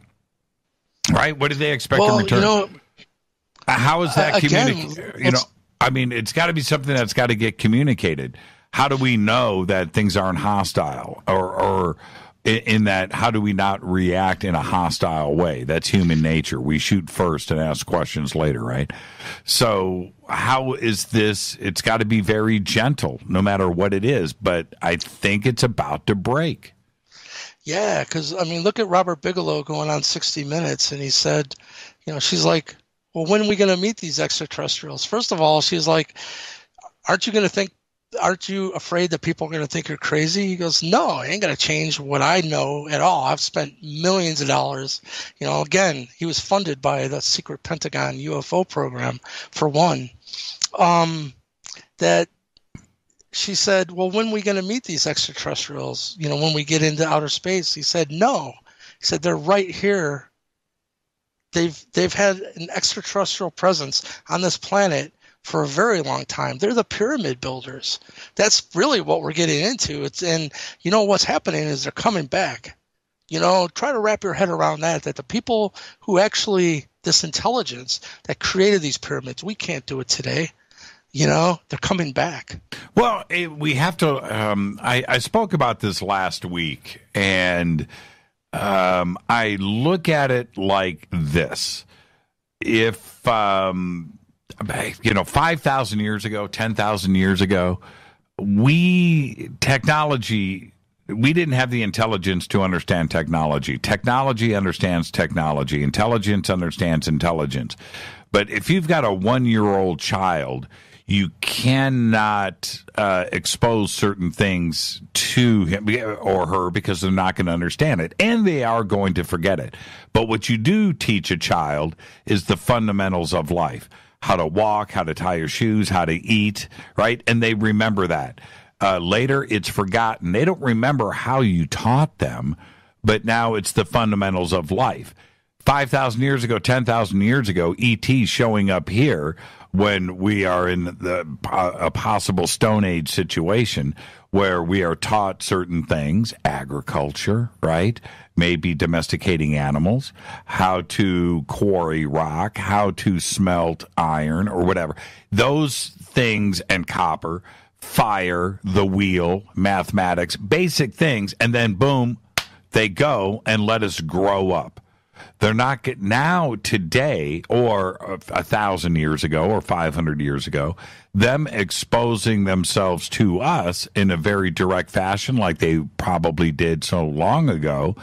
We now are more intelligent, and we understand the stars, and we're learning the solar system and the universe and what makes things tick, and atoms and nuclear and electricity. We're finding out now, if ET showed up when we couldn't handle it, we would ask questions because intelligence understands and recognizes other intelligence. That's why they're coming back, because now we can handle it. Now we're at an intelligence level where we can figure things out and not freak out. That's my take on it. I really believe that is what is going on. Stone Age Man was taught, then it was all forgotten. Who taught them? They didn't understand it was from the stars. It could have been from another land here on Earth for all that. You know what I mean? Absolutely. It wasn't from the stars. It was just somebody else. Actually, when you go back to, the first real human civilization, being the Sumerians, they said we got this knowledge from the Anunnaki, those from the heavens who came, to Earth. I hope it brings comfort to people to know that this presence, this Anunnaki presence, has been on this planet for a very long time, and they've been trying to drip feed us, it seems, into the 432 subject, and leading us into unlimited free energy. If they meant us harm, we wouldn't even be having this conversation. No, that's right. That's right. So I think that they've been very patient, and at the beginning, trying to understand these things might have been like trying to teach a dog or a cat algebra. Well, you can't do it. You can't do it, and I'm okay if we look at trying to find an explanation for all of this, for how the Sumerians rose, where they just came out of nowhere, and the Egyptians too as well, rose out of the desert, upright and functional. Roads, schools, laws, music, math, accounting, court systems, agriculture, the wheel, everything just upright, ready to go. Here we are. To go from nothing to something that quick, when we're trying to find out an explanation for that, the Anunnaki and the Sumerian version of that, I'm okay with. There isn't another explanation. There really is not. So maybe we have to. It's our own ancestors. This is written in stone, so to speak. It's not people making it up. No, and I'm okay. Look, until somebody else, the one thing when I hear an archaeologist or a historian or an anthropologist go, well, you know what, man, you're just not giving them credit, man. They just figured it out. What? Figured out everything? Right? Right? 150 critical inventions that are in use today, the most important advancements in humankind, all happened at the same time in Iraq, all just by some miracle. Life doesn't work that way. It just doesn't. They were taught, and they were given the information, and that's it. There isn't anything else. It's not luck. That's the way that I am going to continue. And I think history is going to prove us right on this. I don't think it's going to be something else, and unless those historians out there have information that they're sitting on how the Sumerians and the Egyptians figured everything out, well, then bring it forward. But until then, I'm cool with they were taught by something else that was very, very advanced. It's exciting, isn't it? Well, welcome to the age of Aquarius. Yeah, I know, right? Let's take a break right here. Our guest tonight, Michael Lee Hill. We're talking about the Enki crop circles. They are absolutely amazing. Go to michaelleehill.net. He's got a complete, comprehensive article with all of his data presented right there. This is Fade to Black. More with Michael after this short break. Stay with us. Hi everybody, this is Rob Halford, the Metal Guard on JimmyChurchRadio.com. This is KGRA Digital Broadcasting Station. Salt Lake City, Utah. Van Buren, Arkansas.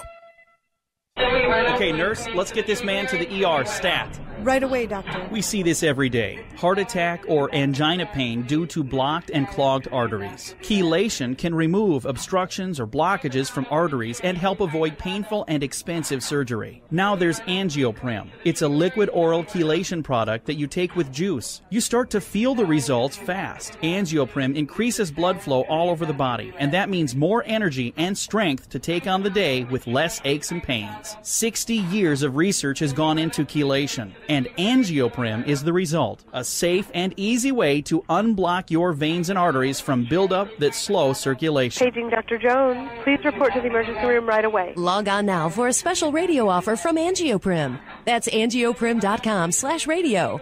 ANGIOPRIM. Angioprim.com/radio or call 877-882-7221.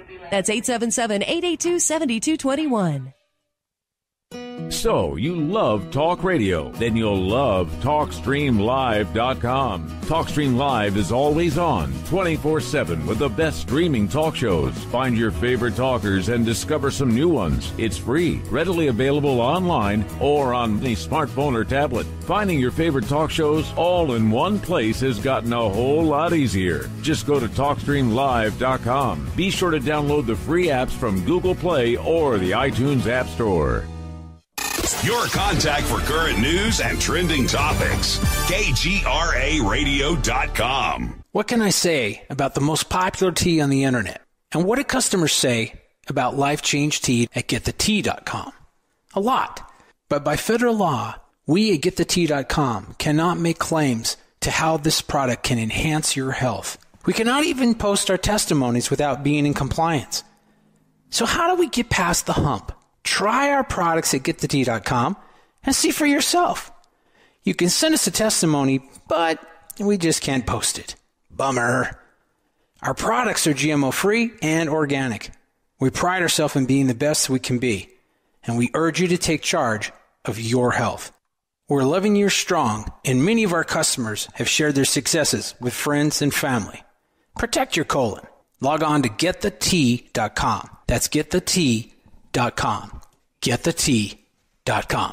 GetTheTea.com. Did you know that when you're on the road with limited data or Wi-Fi available, you can still listen to every minute of Fade to Black by just calling 605-562-4482. No smartphone, app, or internet needed. It saves your data plan and no extra cost if you have unlimited minutes. Just call 605-562-4482. You can listen to me, Jimmy Church, on any phone, anytime, anywhere. Go Beckley Teppy.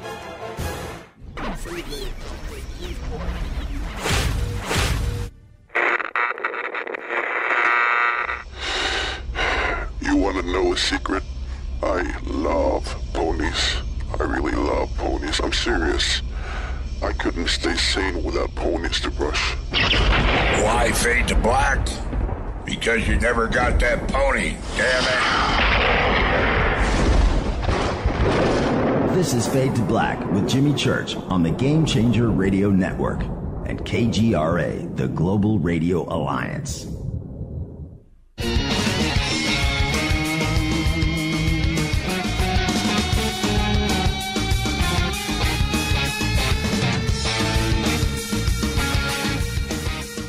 All right, welcome back. Fade to Black. I'm your host, Jimmy Church. Happy 4th of July, everybody.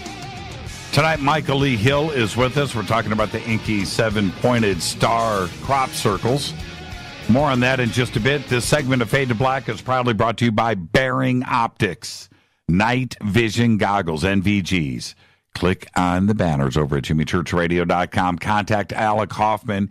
He is a Fadernaut. Okay, and not only will he guide you through the technology, but he will definitely assist you in getting the right pair of goggles for you. You need to go out there and see your very own green chrome balls. That's right, I said it. Alec Hoffman, Bearing Optics. He's a Fadernaut. Just mention this show. You will get not only an amazing discount, but the best pair of night vision goggles that you can get anywhere on planet Earth. Let's get back to Michael. Michael, okay, now, this is where I want to get a little bit deep for everybody so they understand. Why is the 7-pointed star Enki's? And you've explained, no, I'm sorry, you've said that it is binary ASCII encrypted, and you've decoded it. So let's go through that process. I've got the image here. It's amazing. Tell me how you figured this out. At the end of every point of the 7-pointed star in the 2011 Italian crop circle, and anyone that wants to see this, just go to YouTube and type in Enki crop circle, and this info will come up. At the end of every 7-pointed star, there's a row of circles, and some of them are shaded in, some of them aren't. It's actually ASCII binary code, and you'll find that in 1968, March 11th, I can remember that because it's my birthday. That's funny. But it was made ASCII binary is the preferred method of communication from anything dealing with technology and science made law by our government. So it's, Carl Sagan put out that image. I'm sure you know about the crop circle where he had a reply and the things had been changed in it. That's right. It was ASCII binary code, and they told them how to decode it anyhow. So anyhow, that crop circle is decoded in EA space Enki. But what's really interesting, every point of that star, it looks like little star constellations. It's like 3. The next one is 3, 4, 4, 4, 4, 5. I wasn't even counting, but once you count them, if you type that in, it's actually a gene in our DNA that handles outside stressors like solar radiation. That's pretty amazing in itself. Okay, so no one really knows that. Okay, so there's 1, 2, 3, 4, 5, 6, 7 lines. It's an Enki 7-pointed star. In between each one of the points is a line of circles, and very ingeniously done, by the way, how this is laid out. And clearly, this is code because you can see that each one of them is slightly different. It's not artistic. There is a message here. And you've got this here. This is the Italy Enki EA 2011 crop formation. Now, so as you break it down, we've got, it spells out ENKI space. Wow, that is so cool. There is an actual space. EA. Yes. Which it's like the actual crop circle artist for the first time left their signature,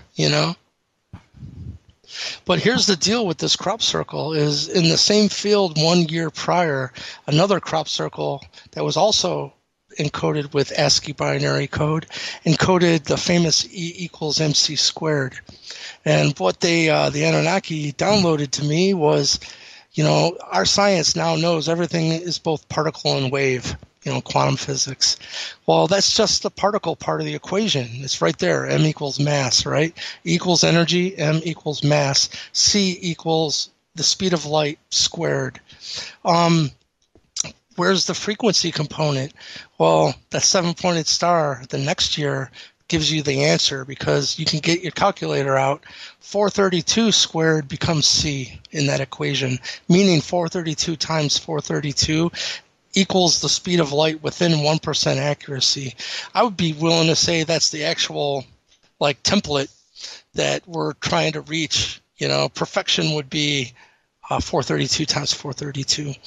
But so all of a sudden then the message is 432 based frequencies becomes C, the speed of light squared times mass equals energy. The only frequencies that will plug into E equals MC squared are 432 based frequencies. It's pretty mind-blowing. So to me, those two crop circles are one of the biggest Anunnaki communications to this planet that has even, these new ones are kind of a continuation, but those two are the real deal. Okay, and, you say something here that is, it needs to be mentioned at this point. C equals the speed of light, 432 squared equals C, Einstein's equation, so 432 base frequency squared, C squared times mass equals energy. Now, but then you continue and you say this 1/7 is connected to the 7 parts of the circle, and the links to the anointed number 6.9444, which is Bruce Cathy's reciprocal of light harmonic. How did we get this value of 6.9444? This means that the speed of light is expressed as 186,000 miles per second is really 144,000 nautical miles per grid second, or 144,000 minutes of arc per Earth grid second in the vacuum of space. To get this reciprocal of the speed of light on your calculator, divide 1 by 144, and you get 0.0069444. In the world of harmonics, we can slide the decimal to the left or to the right and remove any zeros. This 0.0069444 is connected to 6.9444 harmonic, which is close to 7. Remember, and it is. Remember, the pyramid base angle is approximately 1/7 of the full circle. I think that is an extraordinary statement here, and it's beyond denial. Yeah, and the 144,000 number that's programmed into that is the Mayan calendar Bach tune, that surrounds the 7-pointed recent Enki crop circle.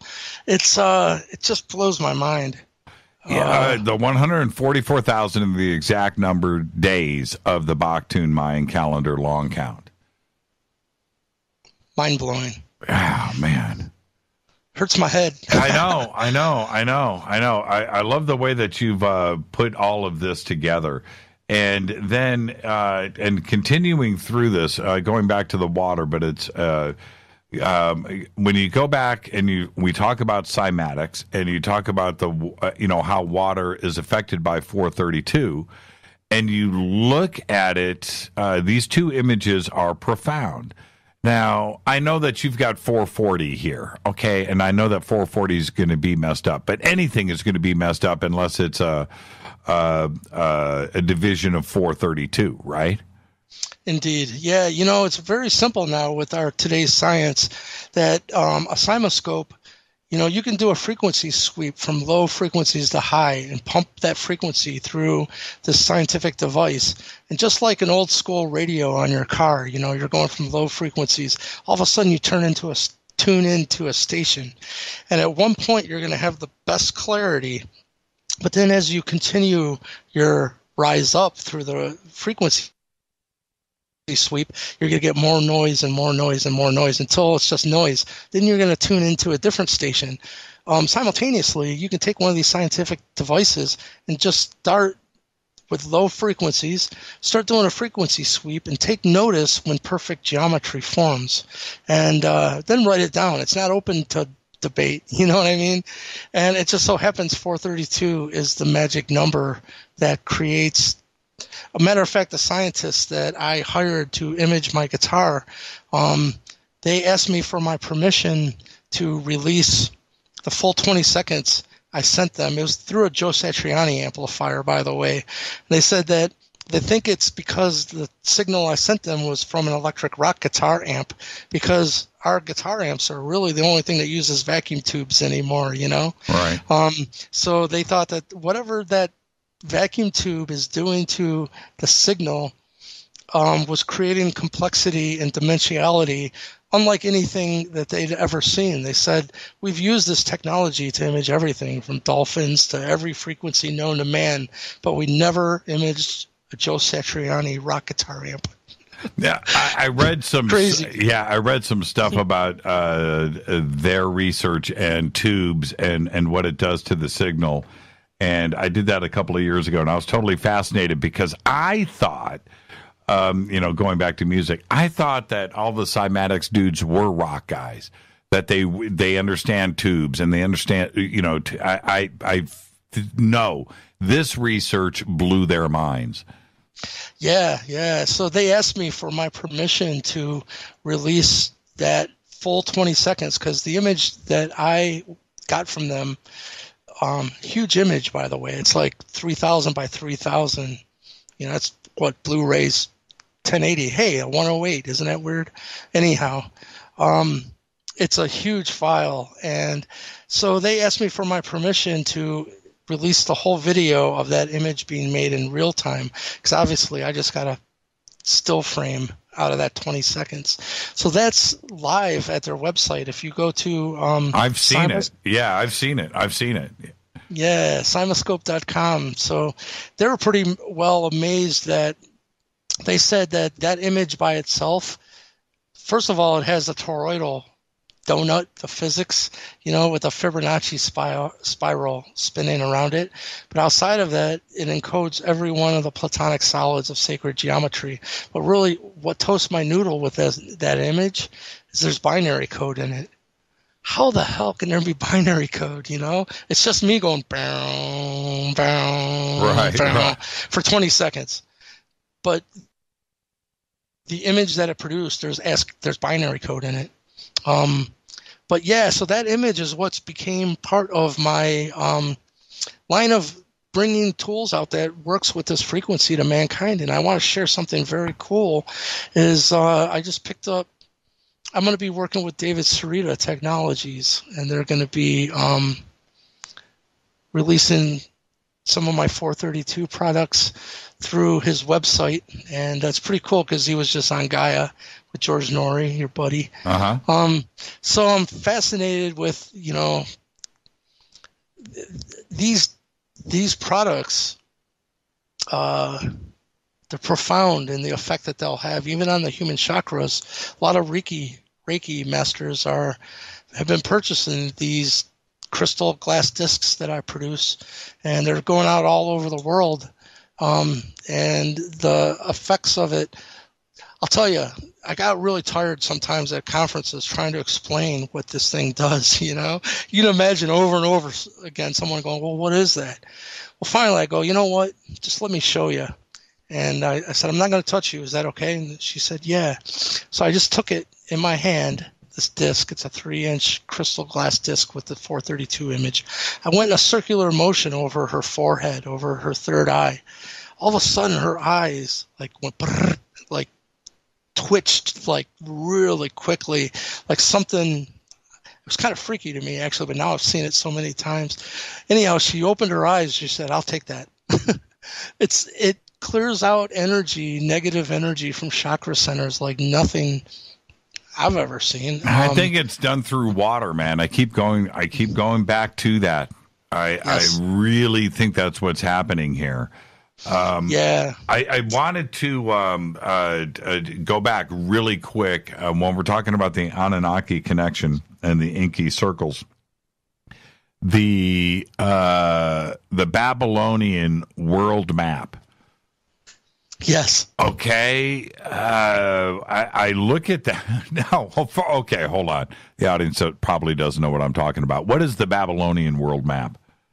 It sits in a museum right now. It's from Babylon, and it's a stone relief that depicts what they called the Babylonian world map. And you want to tell them what it is?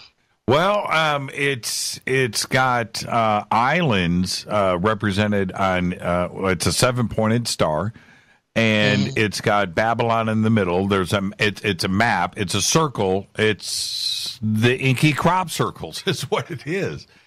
Yeah, you know what's cool with this too is, like I said, this ancient Enkiite bloodline. That's what Edgar Cayce called them. By the way, Edgar Cayce predicted exactly what we're talking about. People know that Edgar Cayce did a lot of work on the Atlantean Hall of Records. By the way, I'm revealing, I know where the actual North American Mound Builder Hall of Records is that will just open the floodgates. I'm waiting for the right people to contact me, and I will take them there. But what state is it in? It's in East Lake, Ohio. A matter of fact, go to my blog site as well. And some of my more recent ones, I said the Nephilim homeland. I've been there. This mound site, you know how I found this out?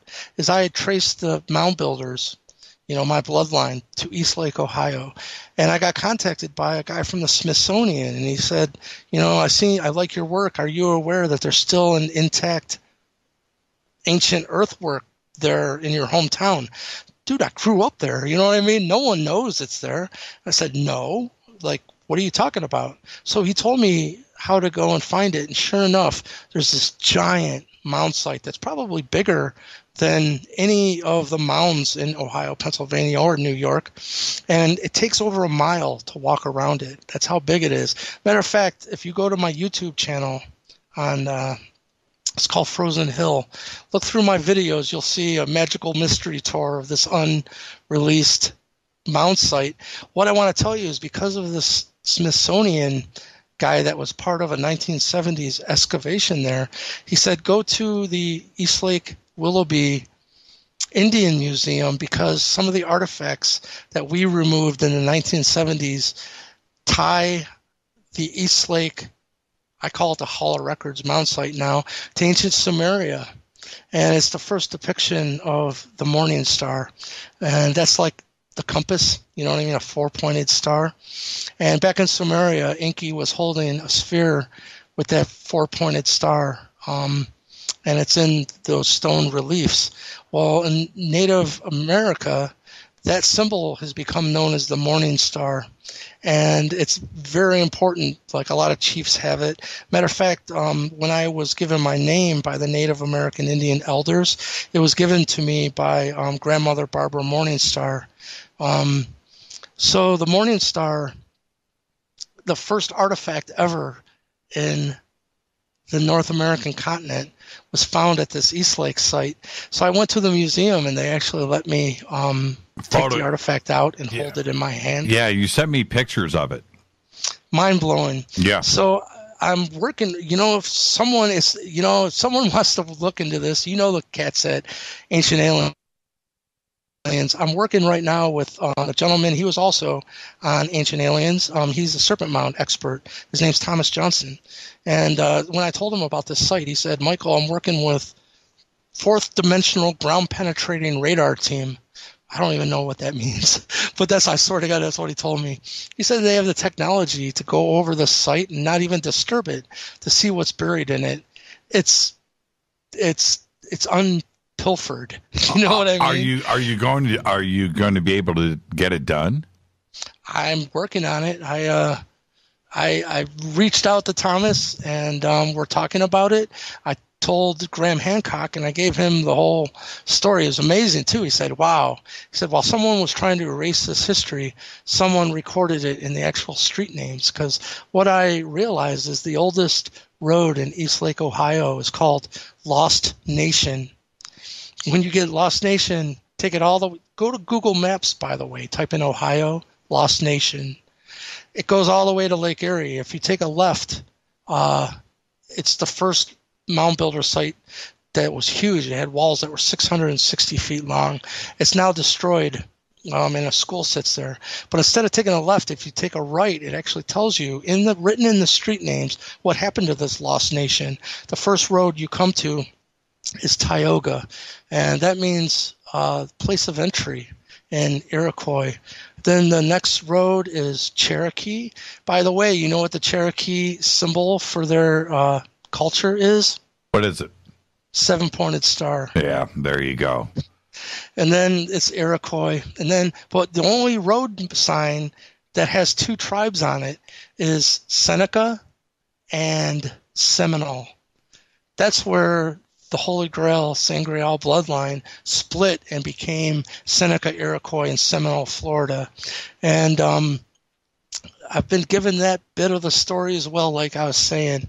So I'm just waiting for the right people to approach me, and I got a lot to share. So thank you, by the way, Jimmy, again.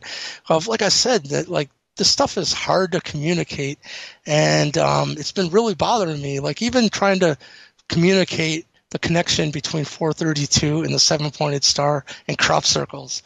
The way that you've laid it out in this article, it is done not only correctly, the information is there, but it's laid out in a linear and logical form. This is a comprehensive article, everybody. This is not something that it's one page on a website.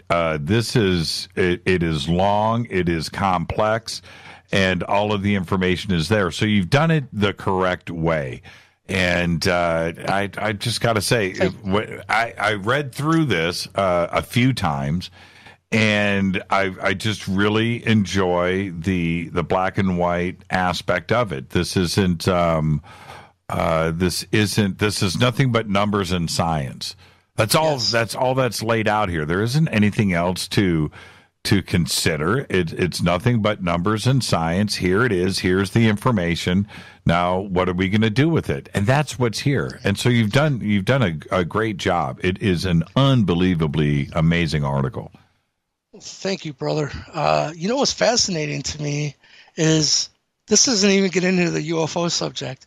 You know, the Lake Erie UFOs is happening right where this most ancient Nephilim homeland is, Tioga, place of entry. This is disclosure, because this is like dominoes. Once you start down this path, you know, is it coincidence then that the Pentagon secret UFO program and Bigelow Aerospace have contacted me and let me know, they know I'm in contact with the real thing, the trickster, the Anunnaki. It's their own words. You know, it's all together, and I'm excited to be sharing it. Yeah, thank you so much. And again, it's very simple to get to. It's michaelleehill.net. And it's right there on the front page. You just click and go through it. I do, again, we've got to give Drew his proper props here, because his work and how it is revealed is some of the best research out there that I have seen. Have you had him on your show, Jimmy? No, I haven't. And, I've been following him for a while. I hope he's listening. He can reach out to us anytime, and we can certainly do vice versa. But I would love to have Horace on the show. He's amazing. Right on. I will send him a message letting him know we gave him a shout out, and that you would like to have him on the show. I would love to tune into that. Yeah, absolutely. And what are you doing? We're about to get out of here. What are you doing for the 4th of July tomorrow? We are cooking some hot dogs on the back grill, and I feel so blessed. We have, like I said, 7 acres and a hot tub out there, and just under, the sound of being in nature like this, it blows my mind, the sound of crickets and just all the wildlife in the trees, and it's fantastic. So that's what we're doing, hot dogs on the grill. 7 acres, hot dogs, 4th of July, hot tub. There you go. Michael, thank you so much, my friend, and I can't wait to get you back on the show. And I know that you're going to be listening on Monday, and Mrs. Smith. Thank you so much. Have a great day tomorrow with you and Sarah. You too, you and Rita. I can't wait to meet you guys in person. Yeah, can you believe we've never done that? It doesn't make sense. And I'll talk to you soon. Thank you so much, man. Right on. Peace. Peace out. Michael Lee Hill. michaelleehill.net is the website. And like I said, right there on the homepage, the article is amazing. And it's just right there. Revealing of a new Ark of the Covenant. 7-pointed star, Enki. Michael Lee Hill. I'm your host, Jimmy Church. I'm going to open up the phone lines next. It's 4th of July, and I want to hear from you. I'll be right back.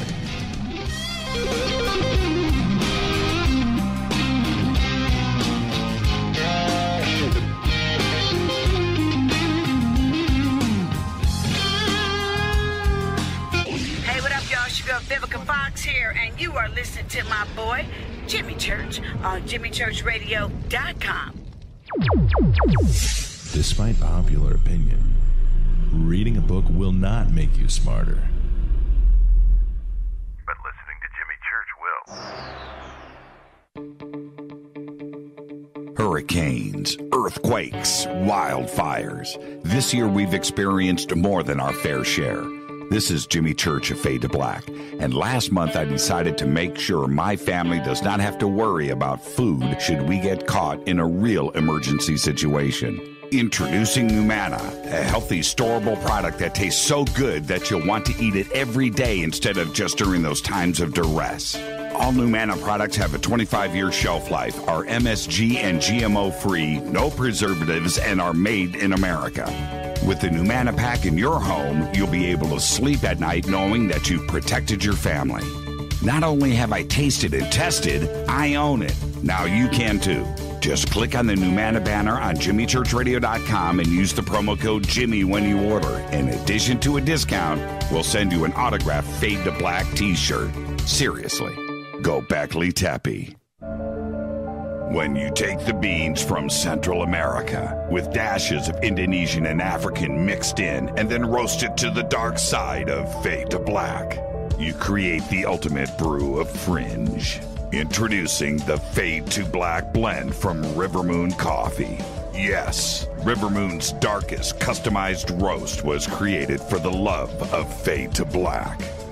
The alchemy of masterful roasting and smoking the beans is in every sip of this full-bodied, dark Java. I need my coffee dark, deep, with distinct bittersweet chocolate highlights, just like the bunker. Leaning further into the darkness of the roast is Fade to Black blend from Rivermoon Coffee. Just click on the banner at jimmychurchradio.com and use the promo code F2BBLEND for 15% off of your order today. Go Beckley Teppy.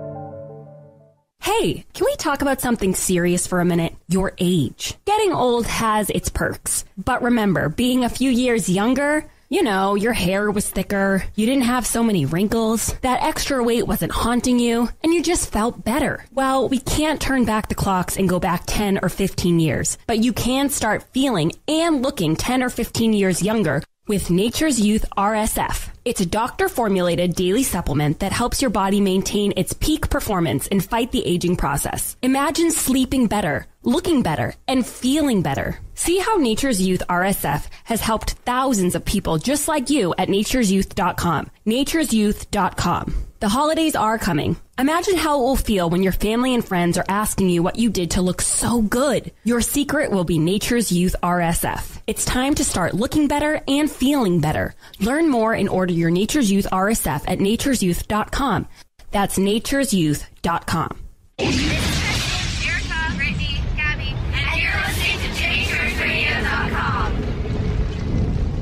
It's not a lifestyle we chose. We were born this way. KGRARadio.com.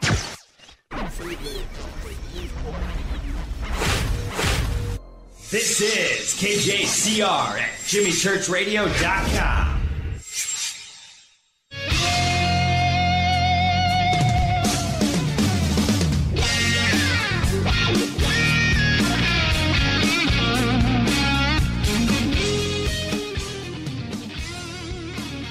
All right, welcome back.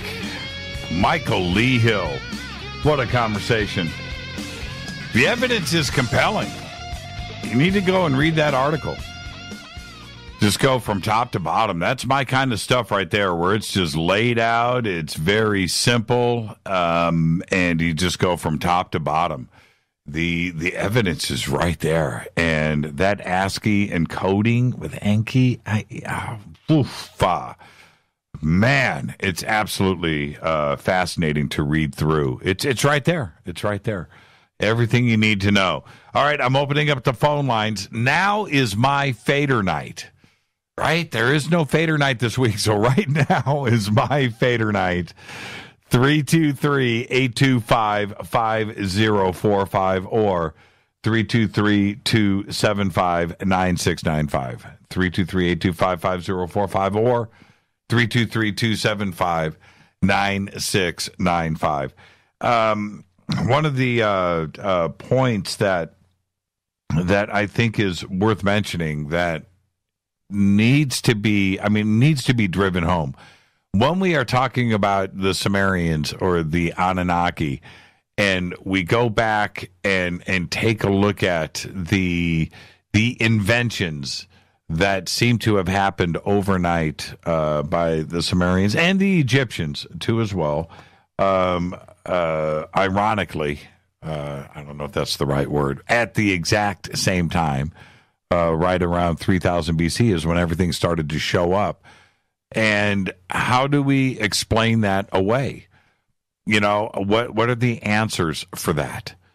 I have to say that what we have with the Sumerian tablets and with the Egyptian culture is something very, very simple. I'm okay, right? I'm okay with the Sumerian explanation of this with the Anunnaki. And I don't have anything else to go on. And for, excuse me, for historians, anthropologists, and Egyptologists, and those out there, those historians that are going to say, well, it's just, it's just a compilation of trial and error and learning, and it was just the timing of it. It just happened to happen all at the same time right there. That's that's not acceptable to me. It doesn't answer anything. It's like the easy way out. If you were on a game show, you're on Jeopardy or you're on some game show, or somebody is quizzing you, and that's your answer that you give, well, that's just the way it was. You don't win the argument. You don't win the debate, right? It's not that. So when we look at the Sumerian version of things, that's what we have to go on. And I'm okay. I really feel that, I don't know when it's going to happen, but I really feel that history is going to prove the Sumerians right. And I don't know how it's going to happen.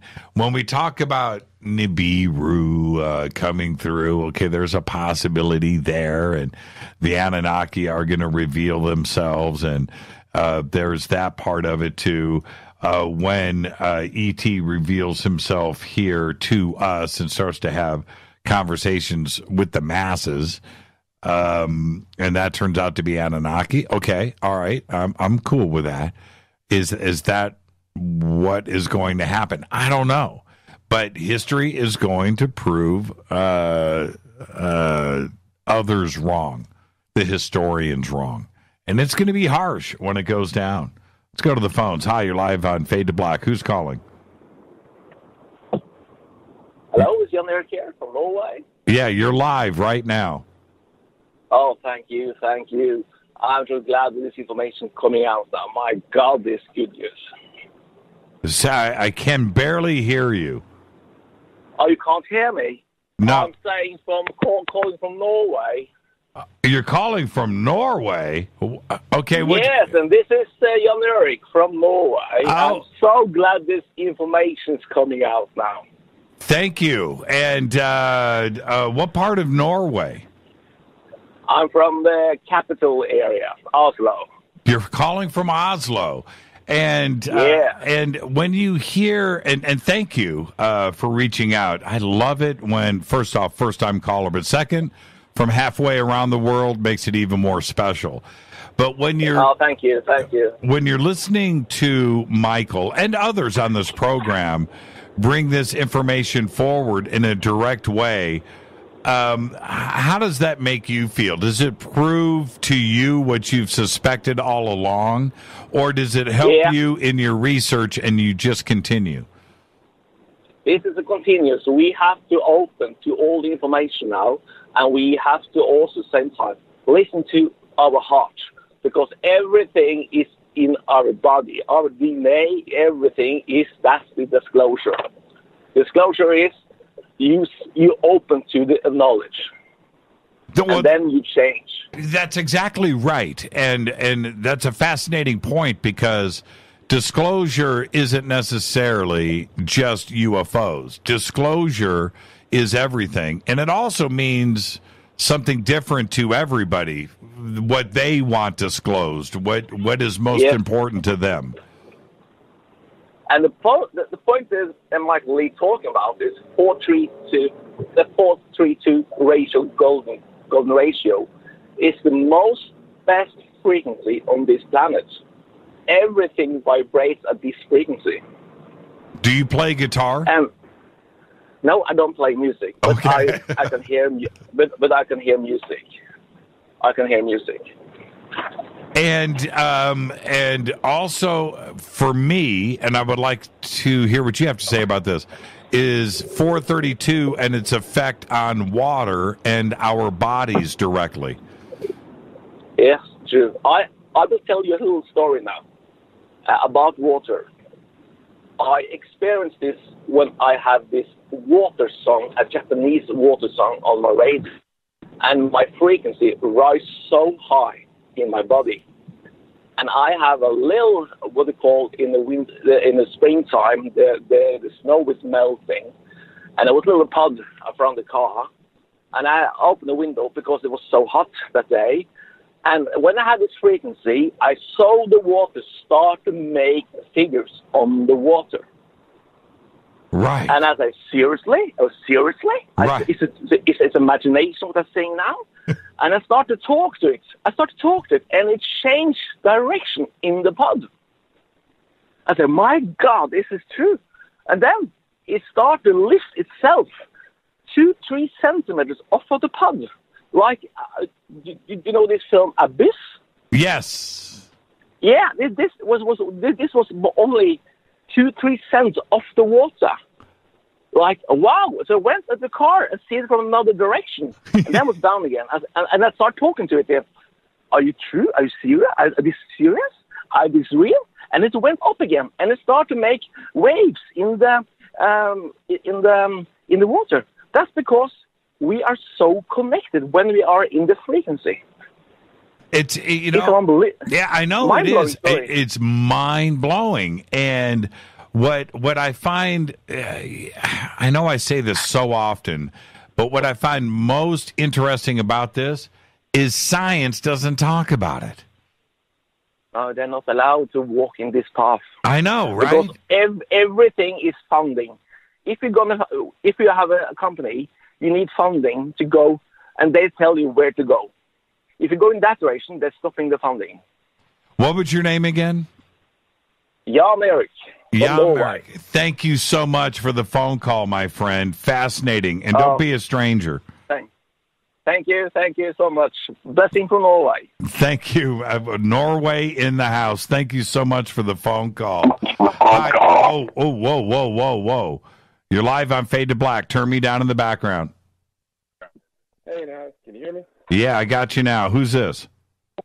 This is Joe. I'm calling from Huntington, West Virginia. I've been following Michael Lee Hill for a while, and I've had encounters with these orbs as well. As a matter of fact, a buddy of mine last week on 6/25/2018, Monday night after 10 p.m., was outside. This guy lives on the other side of town from me, not too far away. We're just outside looking at the sky, thinking out loud, and said, if you guys are here, show yourselves to me. What happened? Lo and behold, yeah, well, guess what? What do you think happened? And he filmed it. I sent the video to Michael Lee Hill, and Michael responded today. He's like, through Facebook there on the Messenger, and he was like, that's them, like that. And I've encountered those orbs too, but I met somebody face-to-face one day during this encounter back on April the 3rd, 2007 at about 9:15 p.m. It was a Tuesday evening. The power went out. There was a weird series of circumstances that happened. Got home, saw a huge dark cloud over the neighborhood, started getting a little anxious. I thought I was, getting upset stomach from the food we ate, went out to eat, and I said, I'm going to go lay down. So I went upstairs, laid down. The lights started flickering, like they were on a dimmer switch, and I don't have dimmer switches. Usually when you have a power failure, it goes on, or it goes off and comes back on. Right. This just went up and down, and then the house shook like it was in a tornado. It was crazy. And then all of a sudden the lights went out, and I went downstairs and told my old lady, I was like, well, we can't see anything inside. Let's go sit outside, because there was this weird, funky storm outside. It was like heat lightning, no rain, just a bunch of flashing colors in the clouds, and the clouds were real low.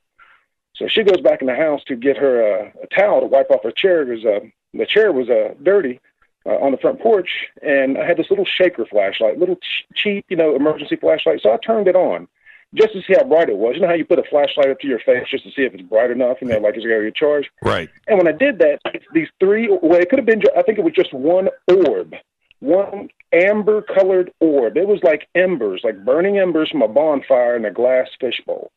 And it was jumping around in this tree across the street from me. And I was like, oh, shit, I know that just happened. I'm awake. I'm sitting here or standing there going, I know that just happened.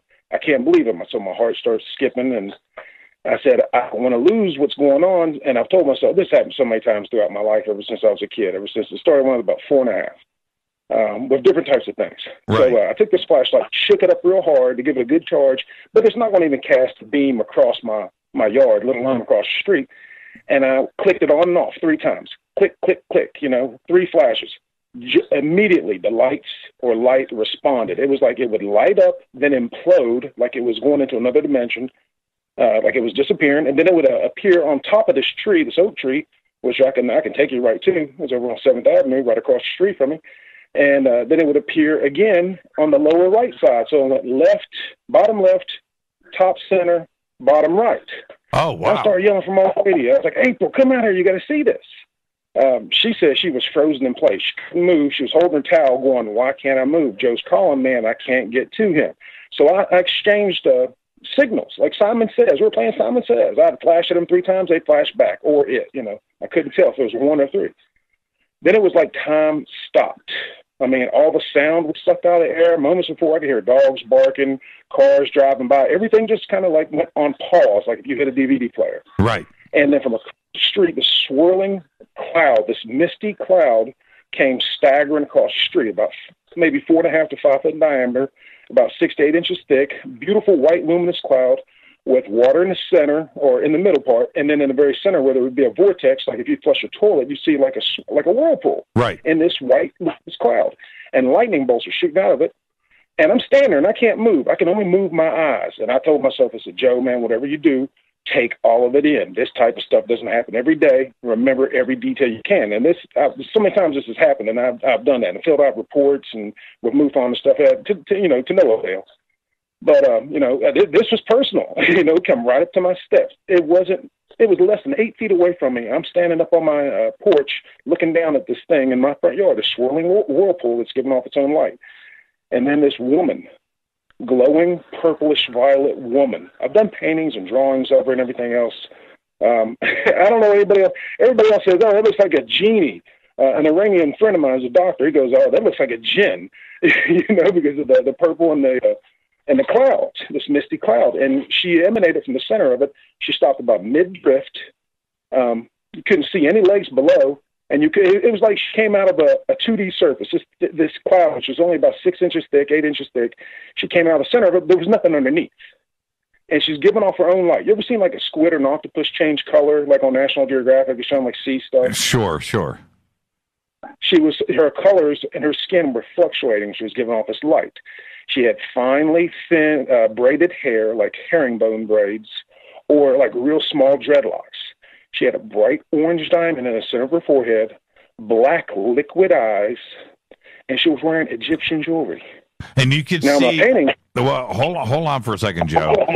Hold on. let me take all this in. I've told this story 1,000 times. Yeah. Okay. You were able to see all of this in detail. How tall was she? She was kind of diminutive. She was like a small, I would say like a teenage girl. Probably, if I could see the whole body, she could have been more, maybe about 5'2", but she was kind of petite. You remember those little toys called Micronauts? I'm 47 years old. Right. All right, Micronauts. They were kind of clear. Right. And they were different colors, like red and blue and purple. She had this bluish purple, and you could almost see through her. You could see the color in her skin coming out. So imagine a Micronaut chick with like dreadlocks and a glowing orange diamond in her forehead, wearing an Egyptian type necklace, real wide swaths of lapis lazuli and gold, kind of interlaced with gold gauntlets. But I'd never seen her bottom half. And wherever she moved, the whirlpool took her. Now this probably didn't last more than I'd say 9-10 seconds, maybe. I mean, I'm just standing there watching this happen in like in slow motion with no sound. And when she opened up her mouth, I was thinking, okay, what do you want to say? I got to remember, with lottery numbers, meaning a life, something. It's got to be important because this don't happen every day. Right. She did was tilt her head backwards, extend her arms forward like a greeting gesture. That's the only thing I can get out of it. She greeted me with her hands, extended them forward. No fingernails. She was completely naked. No nipples. No belly button. When she opened up her mouth, it was like a black hole. I expected to see some teeth. This thing is less than 8 feet away from me, and I'm looking down at it. She put her hands above her head like a ballerina about to do a pirouette, and then she started going in figure eights from one side of my yard, from the over to the right, and then back to the left, in figure eights, doing a figure eight pattern. Now, I talked to James Goodland years ago. Him and God rest his soul, Art Bell, on a radio program talked about this just like right after it happened, and he was like, "Oh yeah, you just saw an ascended master," and oh, that's a symbol for eternity. If, you look at a figure 8 on its side. And I'm like, oh, okay, cool. All right, for what it's worth. But, those things are showing up over here, and they've been showing up for a while. That was 2007 when I saw that, and a friend of mine, Danny, whom I went to high school with, had no idea he was even interested in this stuff. He was just kind of one of those guys in the background who didn't make much noise or stand out. But he sent me a film of it last week. And the thing about it, it's like when Michael was talking about, I was listening to another video or YouTube archive of Michael Lee Hill, and he was like, one day I was in meditation, went out, and there they were. My buddy Danny was like, I was just outside, just looking at the sky, saying, wow, what a pretty sky, and thinking, well, if you're here, why don't you guys show yourselves? And bam. And I told him, I said, you got to be careful what you ask for. You have to. And what did describe? I've only got about 4 minutes here before I've got to wrap the show tonight. What did you guys see last week? What happened? Well, I didn't see it myself, but I filmed or photographed some stuff a few weeks ago. But I sent it to Jimmy Church's messenger. It's on there. I've been getting on the website trying to see, but it was like the amber lights that I'd saw back in 2007, and they were like in a V formation, not a complete triangle. There was like one leg of the triangle open, but it was like a V, with the pointed part pointing down. And this is on the south side of Huntington, which is it's a small town. But the funny thing about it, I don't live too far from the Serpent Mounds. Me and my old lady, we've been there a few times. My mother lives right outside Chillicothe. Her first experience was when she was 8 years old, and she lost 6 hours of time when she saw a disc. That's another story. But yeah, it's happening. It's full on, man. And these whoever they are, they're like, take me to your leader. Oh, hell no. Your leaders are all corrupt and worthless, and so they're going door to door. That's what I got out of it. I was like, this thing showed up at my doorstep, literally, or my front porch. But she did a series of figure 8s, and she spun like a ballerina. It was kind of mesmerizing to watch. Almost enchanting. Did your wife catch any of it?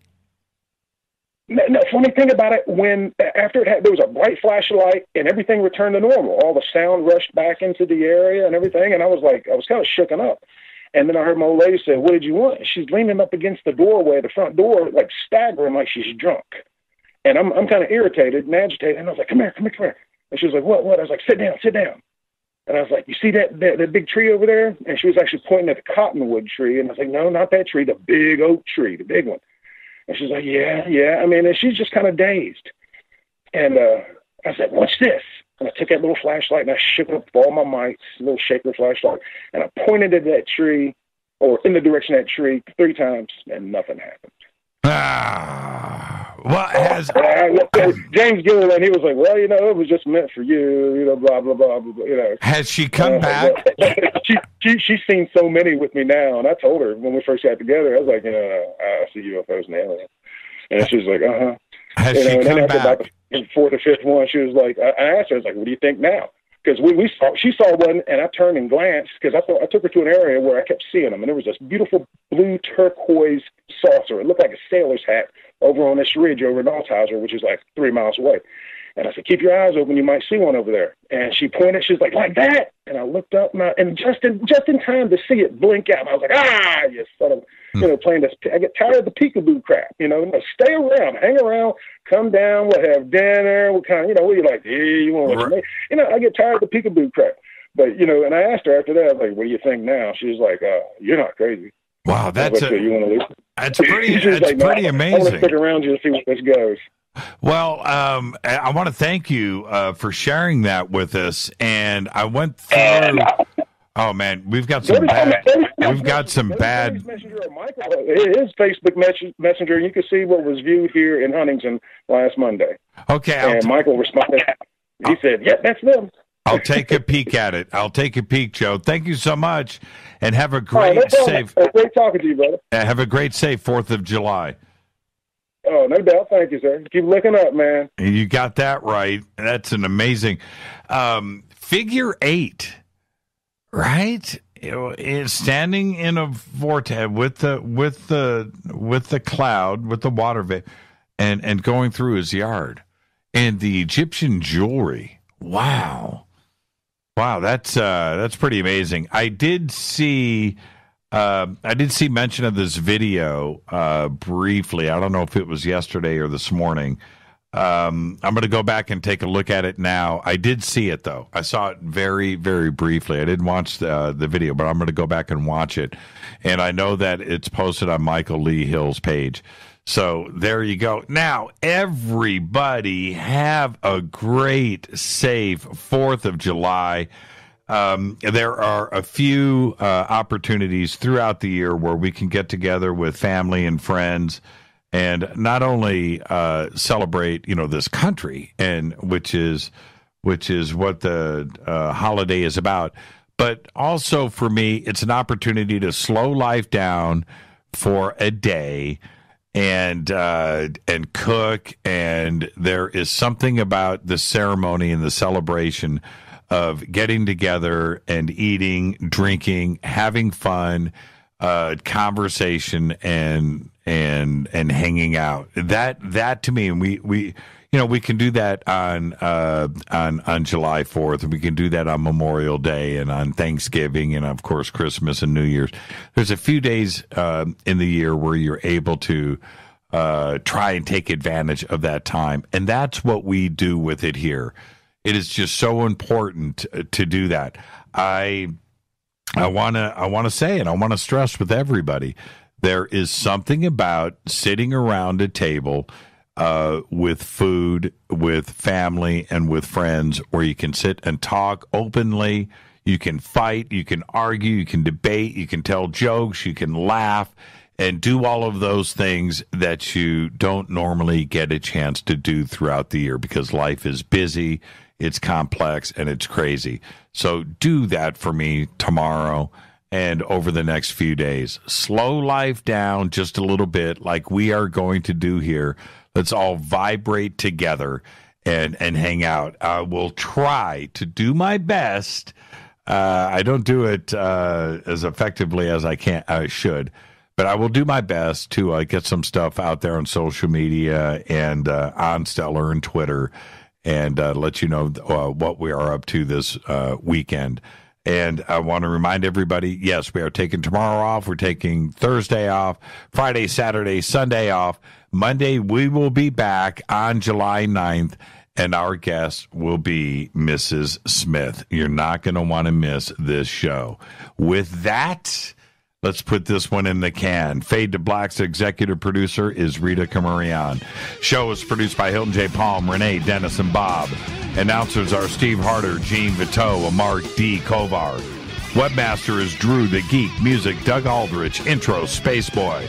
SpaceboyMusic.com. Fade to Black is produced by KJCR for the Game Changer Network. Syndication is KGRA, The Planet. This broadcast is owned and copyrighted 2018 by Fade to Black and the Game Changer Network. It cannot be rebroadcast, downloaded, copied, or used anywhere in the known universe without written permission from Fade to Black or the Game Changer Network. I am your host, Jimmy Church. You can follow me on Twitter at JChurchRadio. On Stellar.com. Send me a friend request over there. Until Monday, everybody have a great, safe 4th of July weekend. Be safe, have fun. Go Beckley Tepe.